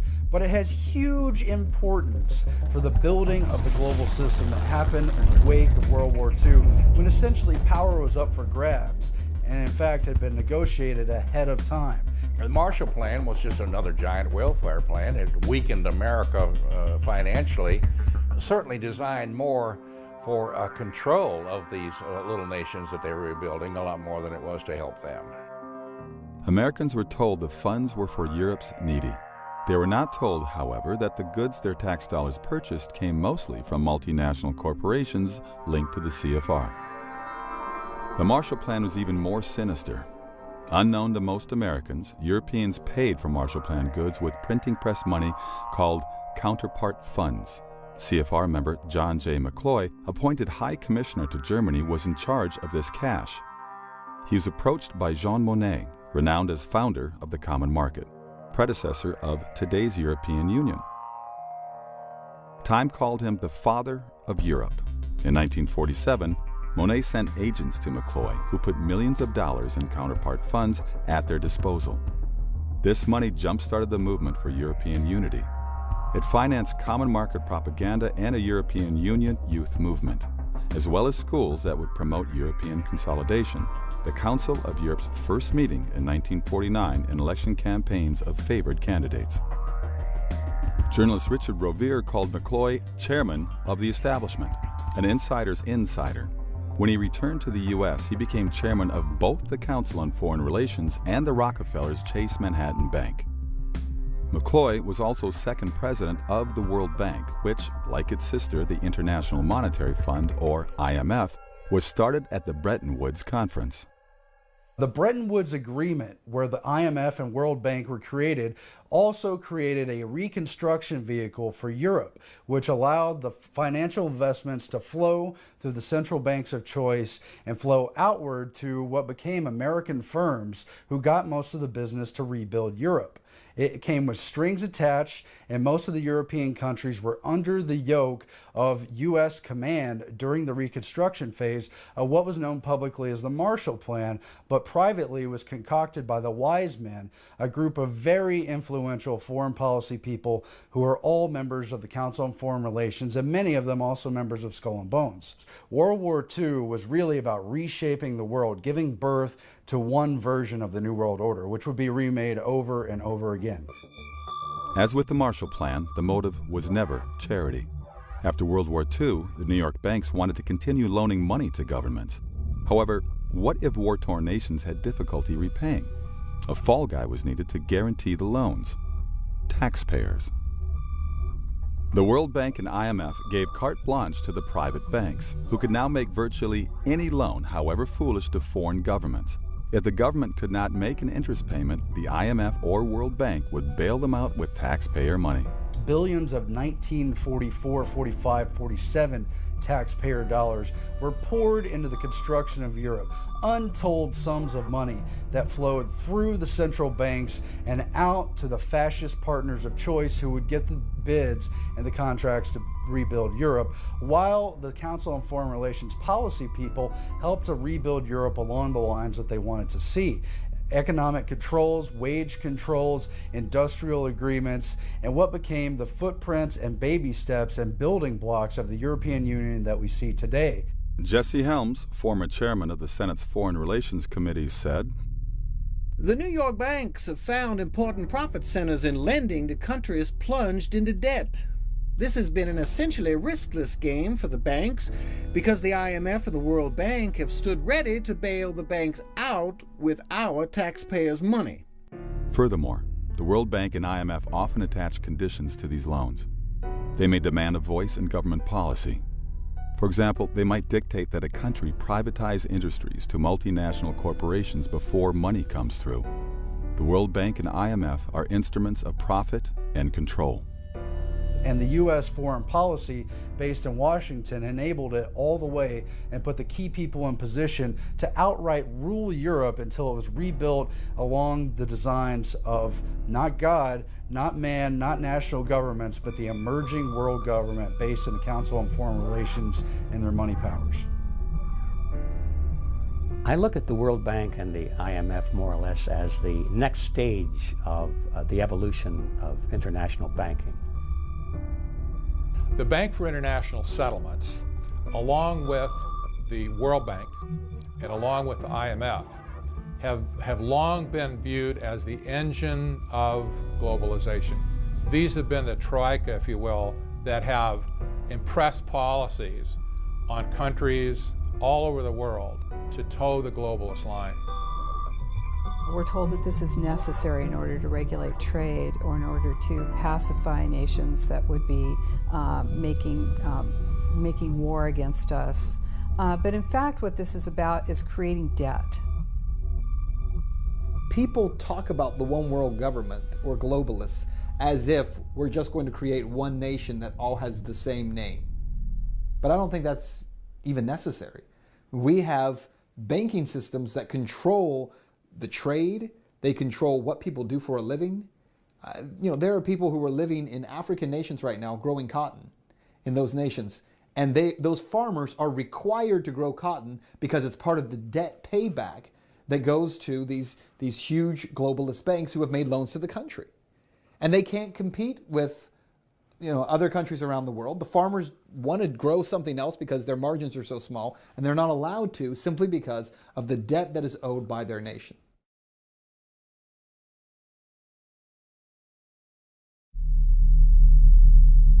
Nam's a difficult one. Could the war have been won? Well, you probably know some Vietnam veterans, and a lot of them were harmed during the war. There's issues with things like Agent Orange. A lot of them are sour because there's just a lingering confusion about what really happened during that war. Every war is won by the people who profit from it. It has always been the case because war is a racket, as Major General Smedley Butler said, always has been, always will be, poor men dying in rich men's wars. The Vietnam War was won by those who made billions from it. Every war we've had, at least since World War II, there was not a clear objective as to what we were doing as a nation in going there. What was the objective in Vietnam? I'm not sure most people even still know today. You can't win a war unless you know what winning it means. We tend to think that the purpose of the Vietnam War was to fight the Viet Cong, to fight the communists. It wasn't. If that were the purpose of the war, we could have won it quite easily. But the real purpose of the war was much more complex than that. Since World War II, it's very clear that every conflict we've been involved in doesn't make sense in terms of a clear objective of how to win, or why we win in the first place, what we're hoping to accomplish, other than if you were to say our goal is empire building. Now, if we had wanted to conquer the Vietnamese and ultimately occupy their nation, at least that's an objective that has a clear end game to it. But we didn't seem to want to do that. So what were we actually doing? the reasons behind it seem very confusing unless you know about the banker issue, unless you understand how the engine of America has been hijacked by the banking powers and its nebulous, ill-advised policies directed by the Council on Foreign Relations.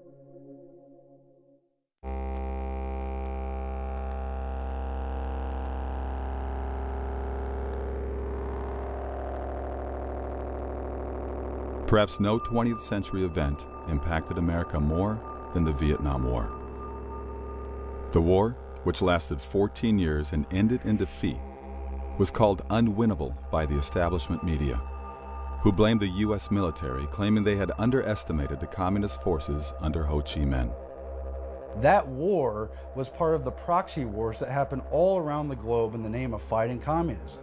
But it was also a means of reconstructing the Asian Pacific sphere of influence to make it safe for globalism. Again, the whole world had to be made over and brought up to standards for globalism. China being such a major power, Japan more or less under the yoke of the post-World War II agreements, and Vietnam down there on the triangle had to be basically reformed. That was the real reasons for the war. What we were told as Americans was not that we were fighting for our freedoms, not that we were stopping an evil that would take over the whole planet, but that we had been attacked on a ship, the Gulf of Tonkin, an incident that we now know clearly in history didn't happen the way we were told at all. The media's memory was short. After World War II, U.S. foreign policy dictated that France leave Vietnam. The United States initially supported Ho Chi Minh.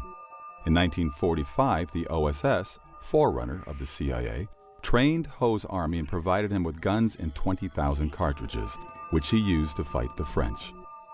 The U.S. press glorified him.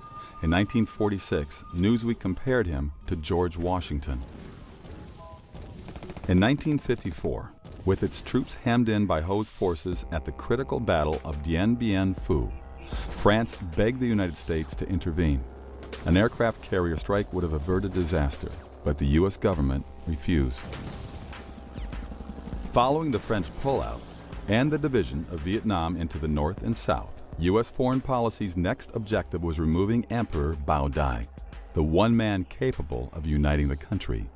Bao Dai exclaimed, "If your country had given me 1,000 of the sum they spent to depose me, I could have won that war." Through a rigged plebiscite, Ngo Dinh Diem, the CFR's choice, was installed as South Vietnam's president. The South Vietnamese hated the oppressive Diem, who drove many into the communist arms. In the meantime, CIA Colonel Edward Lansdale, CFR member, oversaw the disarming of three powerful anti-communist groups in Vietnam: the Cao Dai sect, Hua Hao sect, and Le Van Bien's private army. Having sponsored Ho Chi Minh and destroying French, imperial, and local opponents at every level, our CFR policymakers now launched the tragic conflict. World War II. The USA fights on two fronts, Europe and the Pacific. The Germans and Japanese were tough and well-equipped, yet we crushed both military empires with our allies' help in just 3.5 years.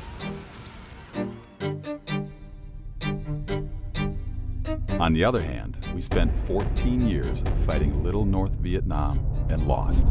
Something is terribly wrong with this picture.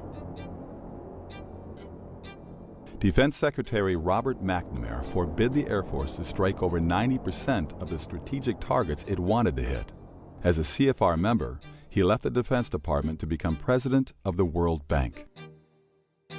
Then there were the rules of engagement, not declassified until 1985, when they consumed 26 pages of the Congressional Record's fine print. According to the rules, American soldiers were not allowed to shoot first, but had to wait until fired upon. If a pilot saw a MiG on the ground, he could not attack. He had to wait until it was airborne and showing hostile intent. If a surface-to-air missile launch site was under construction, he couldn't bomb it. He had to wait until it was operational. If we had fought World War II under such restrictions, we would have lost. To me, at least, it's clear that the purpose of the war was not to defeat communism in Vietnam.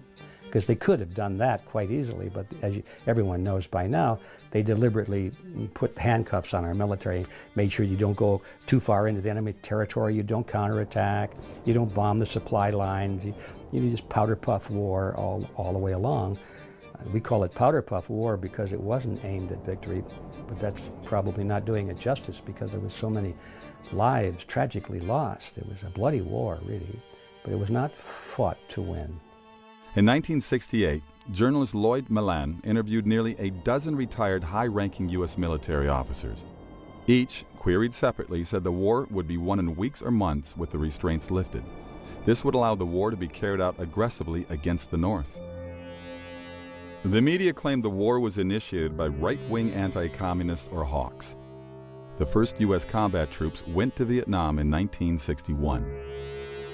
President Kennedy authorized sending about 10,000 men on the advice of the State Department's Walt Rostow, who had just returned from a fact-finding mission to Vietnam. Although the press portrayed Rostow as a hawk, his father had been a Marxist revolutionary in Russia. Two of his aunts belonged to the U.S. Communist Party. His brother, Eugene Debs Rostow, was named after Socialist Party leader Eugene Debs, and the Eisenhower State Department rejected Walt for employment 3 times as a security risk. The Kennedy administration could only get him in by firing Otto Otepka, the State Department's head of security.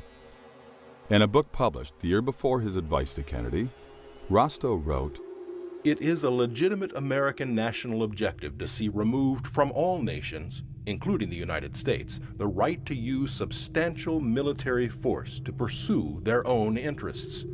Since this right is the root of national sovereignty, it is therefore an American interest to see an end to nationhood, as it has been historically defined." This statement summarized the outlook of the Council on Foreign Relations, to which Rostow belonged.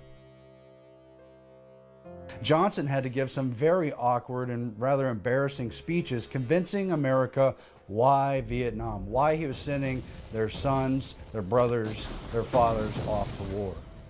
As earlier noted, Congress authorized President Johnson to intervene in Vietnam through the Tonkin Gulf Resolution, written before the 2 alleged attacks on the U.S. Navy in the Tonkin Gulf. Admiral Stockdale testified that the second attack never happened. The premature resolution was written by William P. Bundy, Assistant Secretary of State for Far Eastern Affairs and member of the CFR. Like Rostow, Bundy was portrayed as a hawk. Yet, in the 1950s, Bundy headed the defense fund for Soviet spy Alger Hiss. After Bundy left the State Department, David Rockefeller appointed him editor of Foreign Affairs, journal of the CFR and America's leading opponent of national sovereignty. In 1964, President Johnson successfully ran for re-election against Republican Barry Goldwater, whom the press branded a warmonger. After the election, Johnson himself suddenly began escalating the war, committing hundreds of thousands of troops. He made the decision at the urging of a secret clique called the Wise Men, 14 senior advisors, 12 of whom were CFR members. The Wise Men included a number of important Council on Foreign Relations members, 6 key members actually: Averell Harriman, Robert Lovett, and John J. McCloy, all 3 of them Bonesmen, and all 3 of them very closely tied to the banking powers of New York City and to the Rockefeller family. John J. McCloy's resume reads like a true globalist. He was a Skull and Bones member. He was a member of the Council on Foreign Relations. He was in the staff as an Undersecretary of State during World War II, and he would later go on to head the Rockefeller Foundation. He was the president of the Council on Foreign Relations for a solid decade, and he was head of the World Bank. The leader of the Wise Men, who led the demand for escalation, Dean Acheson. Even before the United States recognized the USSR in 1933, the murderous dictator Joseph Stalin selected young attorney Acheson to represent Soviet interests in America. Truman's Secretary of State, Acheson, surrounded himself with communist and security risks, such as John Stewart Service, John Carter Vincent, and Lachlan Curry. He promoted Service even after the FBI caught him passing government secrets to communist agents. Acheson's law partner was Donald Hiss, brother of Soviet spy Alger Hiss and a member of the Communist Party. In short, the men who maneuvered us into Vietnam were not anti-communist, but soft on communism or even pro-communist. Nor were they flag-waving patriots. They were globalists who opposed nationalism in favor of world government. Part of it was to train an international military force, to get the world used to thinking of solving conflicts through international groups such as the UN, and to develop those mechanisms. Nearly all key policy planners during the Vietnam War were CFR members. The same clique that involved us in the war authored the rules of engagement and other restrictions preventing victory. Clearly, Vietnam was not a blunder, but happened as planned. So Averell Harriman, Robert Lovett, John J. McCloy, and their associates like George Kennan manipulated policy around the Vietnam War and most of the other conflicts that we saw during the middle years after World War II. All of them mired in confusion, lies, manipulated data, cables, communications that presented in a framed, skewed manner to goad America into the policy decisions being made in New York City, not in Washington, D.C. One of their goals, successfully implemented, was to provoke an American political slide to the left in a furor of anti-patriotism, epitomized by the burning of American flags on college campuses. Destroying patriotism is prerequisite to absorbing nations into a one-world government.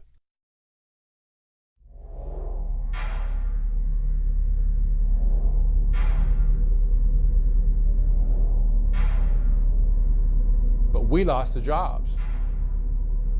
We lost the wealth. Our middle class now has been decimated in America. It's getting smaller every year. People are getting poorer every year. Our opportunities for success are dimming every year. And we wave to the factories and to the industries that moved overseas and say, gee, that's too bad. The North American Union is just one proposal that some people see as an opportunity that's going to enhance their use of the racket to rip people off. You're not going to get a world government overnight. What's going to happen is you will get regional governments, and of course we've seen this with the creation of the EU and all of the trauma that goes with that they've been experiencing over there, of trying to bring together multiple countries under a single currency, under a single economic system. Whenever people start talking about North American Union and linking us up, then I think, well, what's next? Then a South American Union, and then we join with the EU, and then before you know it, you actually have wound up with your global government. When they consolidate and centralize power and decision-making processes in these regional communities, it's going to be a very much simpler process for them to then consolidate power from those regional areas, because there'll only be a few of them, and then to bring that together will be, child's play in comparison to trying to bring together hundreds of countries worldwide. The North American Union is especially dangerous, as are, again, many of these free trade agreements like the TPP. Why? Because they trump our Constitution. What they have to do is they have to line up the regulations in countries to mesh together, to not fight each other. So you see this going on in Europe, you see this going on in Asia, you see it going on in the current negotiations with the Trans-Pacific Partnership, for instance. The TPP, the Trans-Pacific Partnership, aims to say that any American law, including any constitutional law, is suspended in place of the TPP.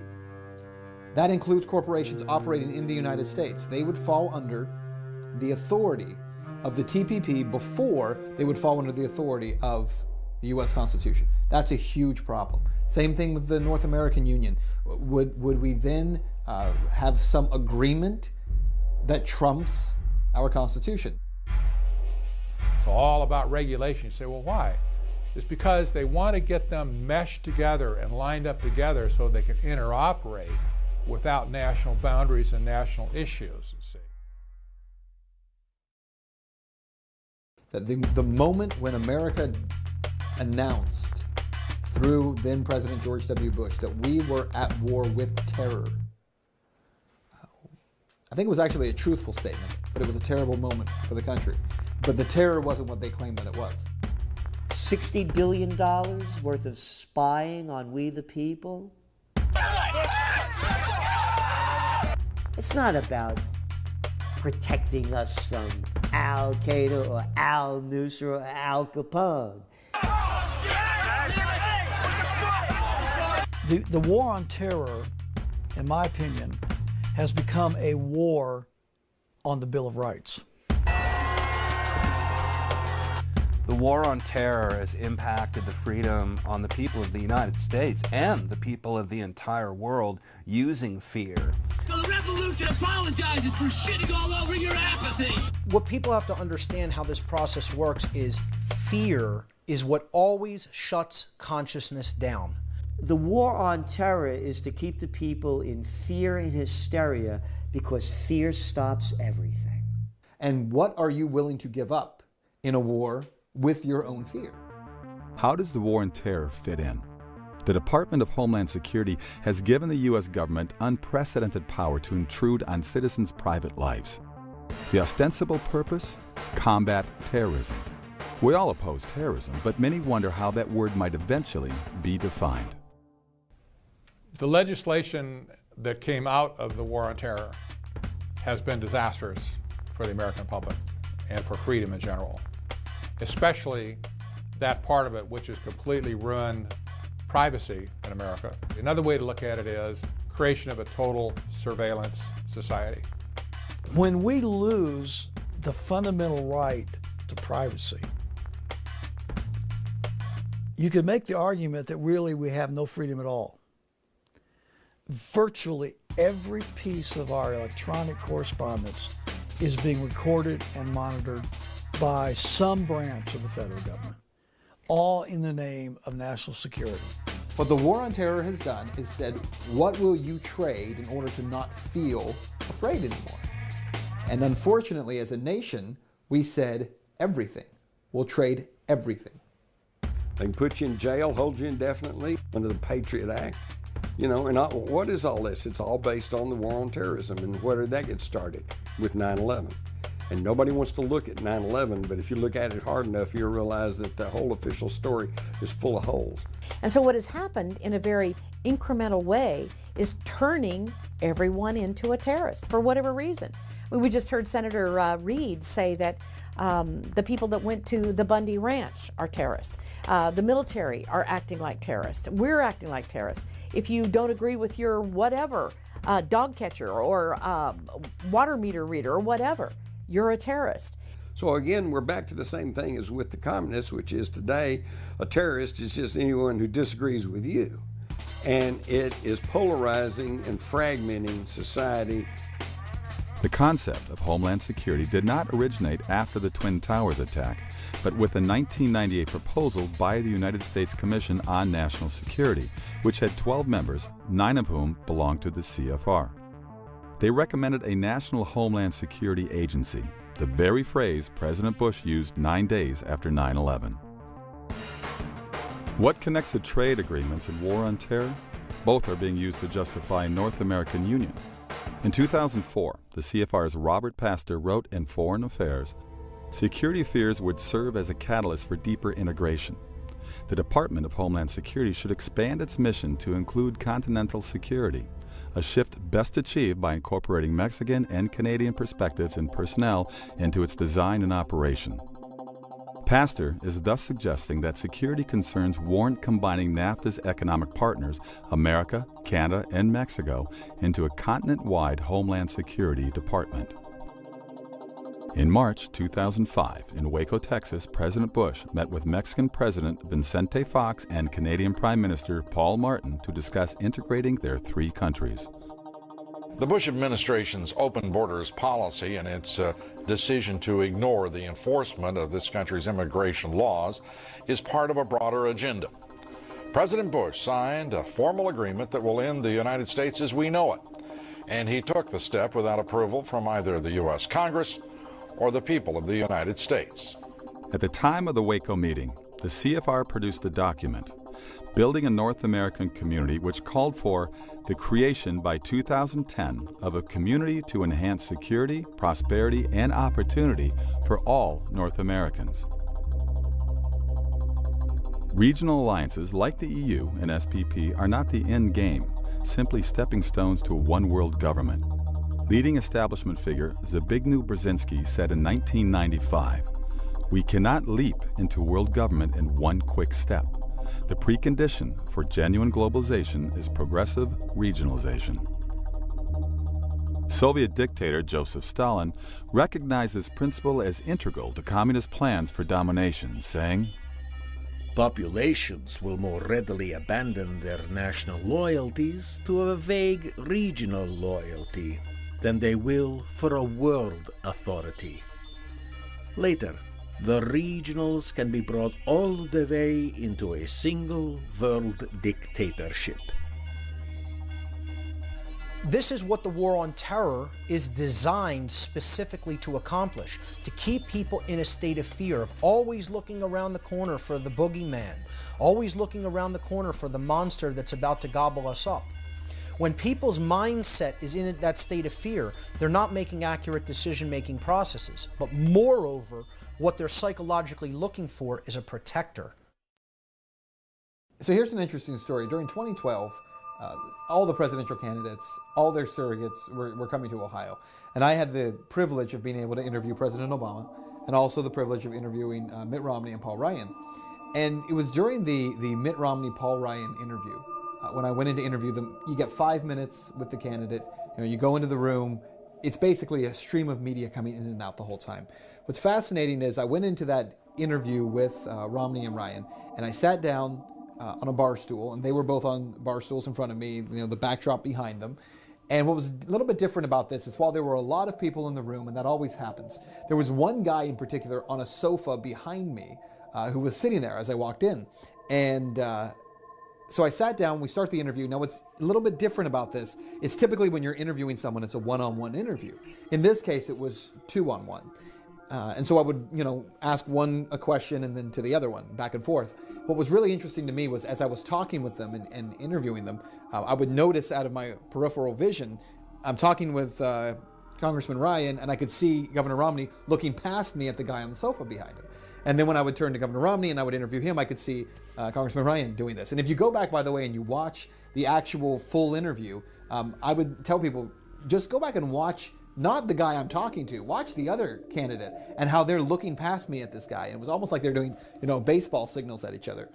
And so they're, kind of go through this. We do the interview, we're all done. And after I left, I was really interested in who the guy was on the sofa behind me. And so I stopped one of the press people on the way out and I said, "Oh, by the way, who's the guy on the sofa?" And they told me his name, which at the time didn't mean anything. And then they said, "Oh, he's with the Council on Foreign Relations and he's advising the candidates." And when he said it, now that got my attention because they said it as if it was a very positive thing, right? Which is, well, Governor Romney needs more experience on foreign issues and foreign affairs. So it's a good thing. In my opinion, of course, it was, oh, great. So you have someone from this globalist think tank who is basically sitting behind me during an interview and letting them know what they should and should not say. So it was kind of an interesting experience. The freedom of the press and the freedom of religion were supposed to be two of the greatest vanguards of liberty for the country, according to our First Amendment. The purpose of the broadcast media, or the controlled, formerly mainstream media, has always been to be a propaganda tool for the government, for the superclass. And you can see how this works in a very simple sense in America with the White House and access to the White House press room. If you don't toe the line, if you're not official corporate media, it doesn't matter how big your audience is, we're going to control the conversation. If you can be an appropriate mouthpiece for government, if you're not going to challenge the paradigm of statism, we will give you access. Americans today are disenfranchised and disempowered because we don't have enough of the relevant information. Read the quotes from Katie Couric and saying that they got pressure from the administration. I can't think of a worse scenario for the future of freedom. If this documentary is true, why are its claims almost never discussed in mainstream media? After all, the Constitution mandates freedom of the press. How could so many news organizations fail to notice the stories we've discussed? That's because the information we do get has been filtered and framed in particular ways. It can be easily seen in the mainstream media. You have a mentality within your newsrooms in which people really do honestly believe if networks don't talk about it, it's not a story. So if Fox isn't saying it, if NBC's not saying it, CNN or ABC, if they're not saying it, it can't be true. Although America has a free press in principle, this does not guarantee accuracy of the press. To achieve its objectives, the establishment always knew it needed to control the media, the primary molder of public opinion. Do you have any people being paid by the CIA who are contributing to a major circulation American journal? We do have people who submit pieces to American journals. The national news media is, for all intents and purposes, a totally controlled medium. A free and independent press at the national level just does not exist. You have any people being paid by the CIA who are contributing to the national news services, AP and UPI? Well, again, I think we're getting into the kind of detail, Mr. Chairman, that I'd prefer to handle in executive session. You know, people will say, why isn't the media doing their job? I beg to differ. The media is doing exactly what they are designed and paid to do. They are steering public perception in the way that the people at the current positions of power want the public perception to go in. Not continuing Congresswoman Harman, let me interrupt you.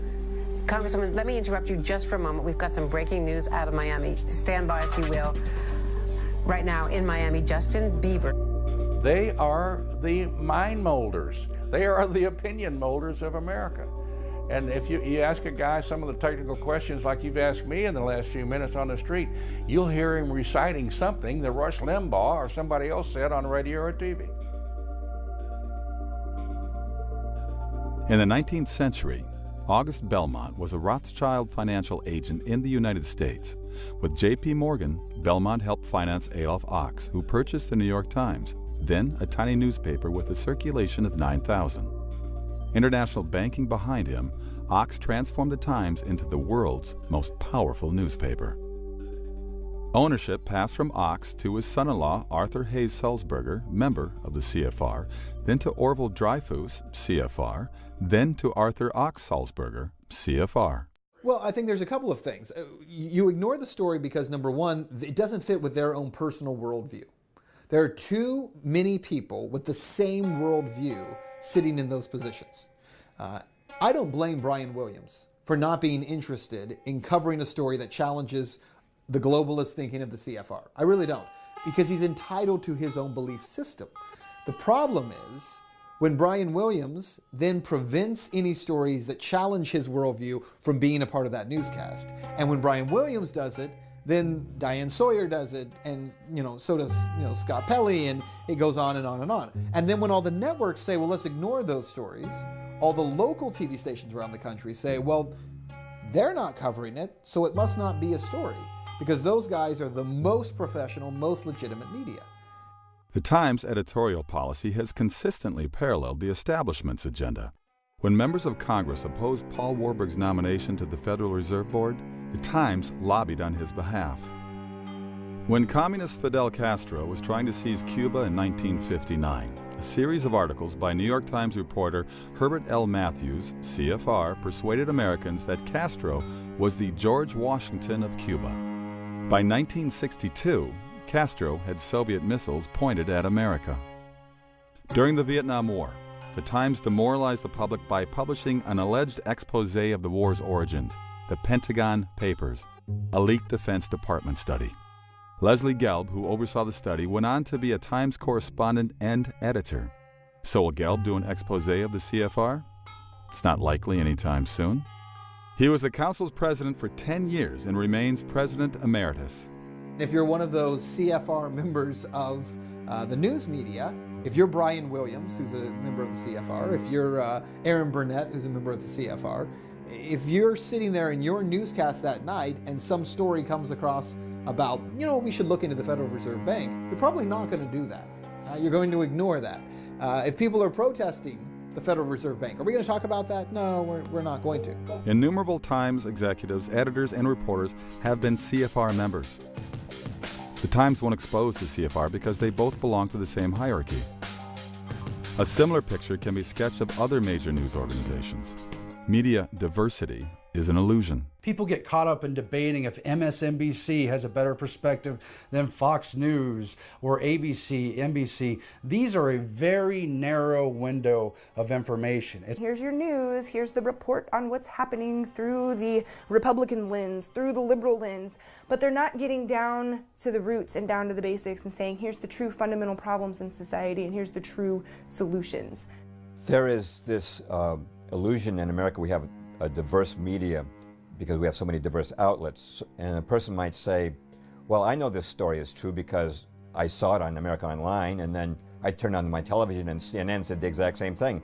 And then later in the week I got my Time magazine and it said the exact same thing. Now, when a story has been confirmed by independent news outlets like that, it must be true.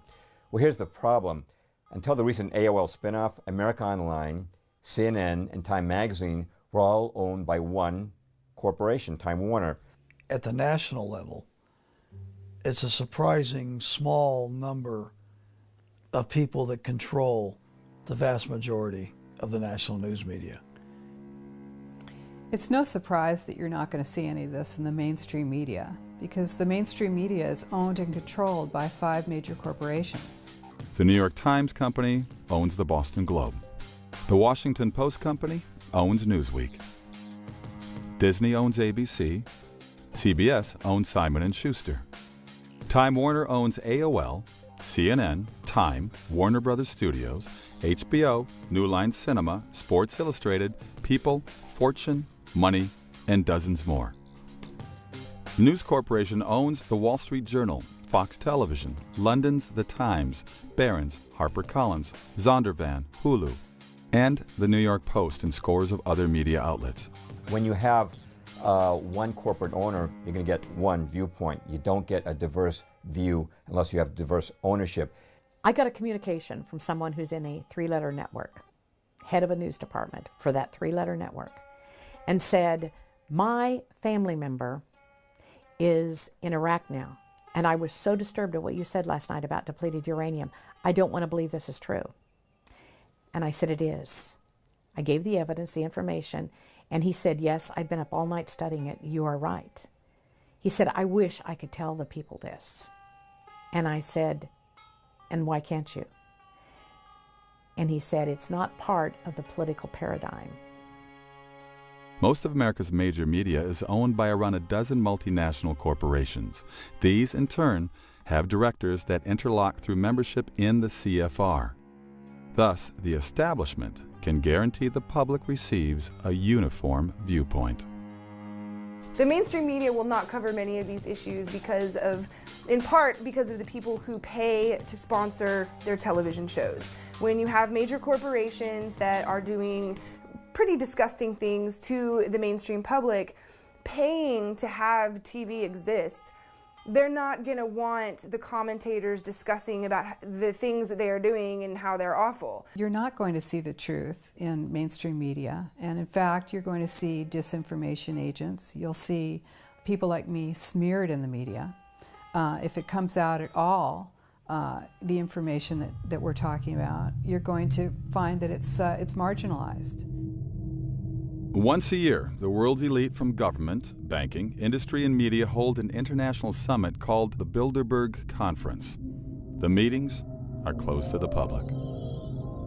In 1991, speaking before the Bilderbergers, CFR Chairman David Rockefeller described the media policymaker marriage. We are grateful to the Washington Post, the New York Times, Time Magazine, and other great publications whose directors have attended our meetings and respected their promises of discretion for almost 40 years. It would have been impossible for us to develop our plan for the world if we had been subject to the bright lights of publicity during these years. But the world is now more sophisticated and prepared to march towards a world government which will never again know war, but only peace and prosperity. But I don't think we're buying into it as much anymore. I think that the advent of new media, I think the internet, social media, the ability for people to talk to each other, communicate, share information like at no other time in human history really renders a lot of the propaganda that we face unusable. It's very tempting when you look at the short-term trends in the American government and the application of technology in organizations like the NSA to think that we're heading towards a totalitarian surveillance state. But technology is fundamentally empowering, and with all the technology that's on the horizon right now, we see Google Glass as an exciting innovation, but really just scratching the surface of what's about to happen with computers in our brains, if not just in our contact lenses, or better integrated with our lives in general, and the profusion of cameras in society. These are good things in and of themselves. The question is really who controls these technologies. And it is scary when government controls these technologies, but I'm very confident that technology also empowers greater awareness and is going to lead people to realize that non-coercive, voluntary, peaceful relationships are superior to violent, coercive ones that are the reasons we have to be afraid not of the technology itself, but of the application of it. So it's really important to be aware of that distinction when fighting back and making sure that we're not making people afraid of the technology itself, but that they know what is correct to be afraid of, which is the government control and usage of these technologies as mechanisms of greater control. But the technology fundamentally empowers us to better control our world, our environment, to be more empowered human beings as individuals, and that is a great thing to be celebrated. If anything, is going to lead government to be obsolete. We are the individual people of the United States. We need to exercise our rights. Nobody's going to come in on a white horse and rescue you or save the day. This is your job. This is an informed electorate's job. It's our job to inform our elected officials that we refuse to be a part of this plan.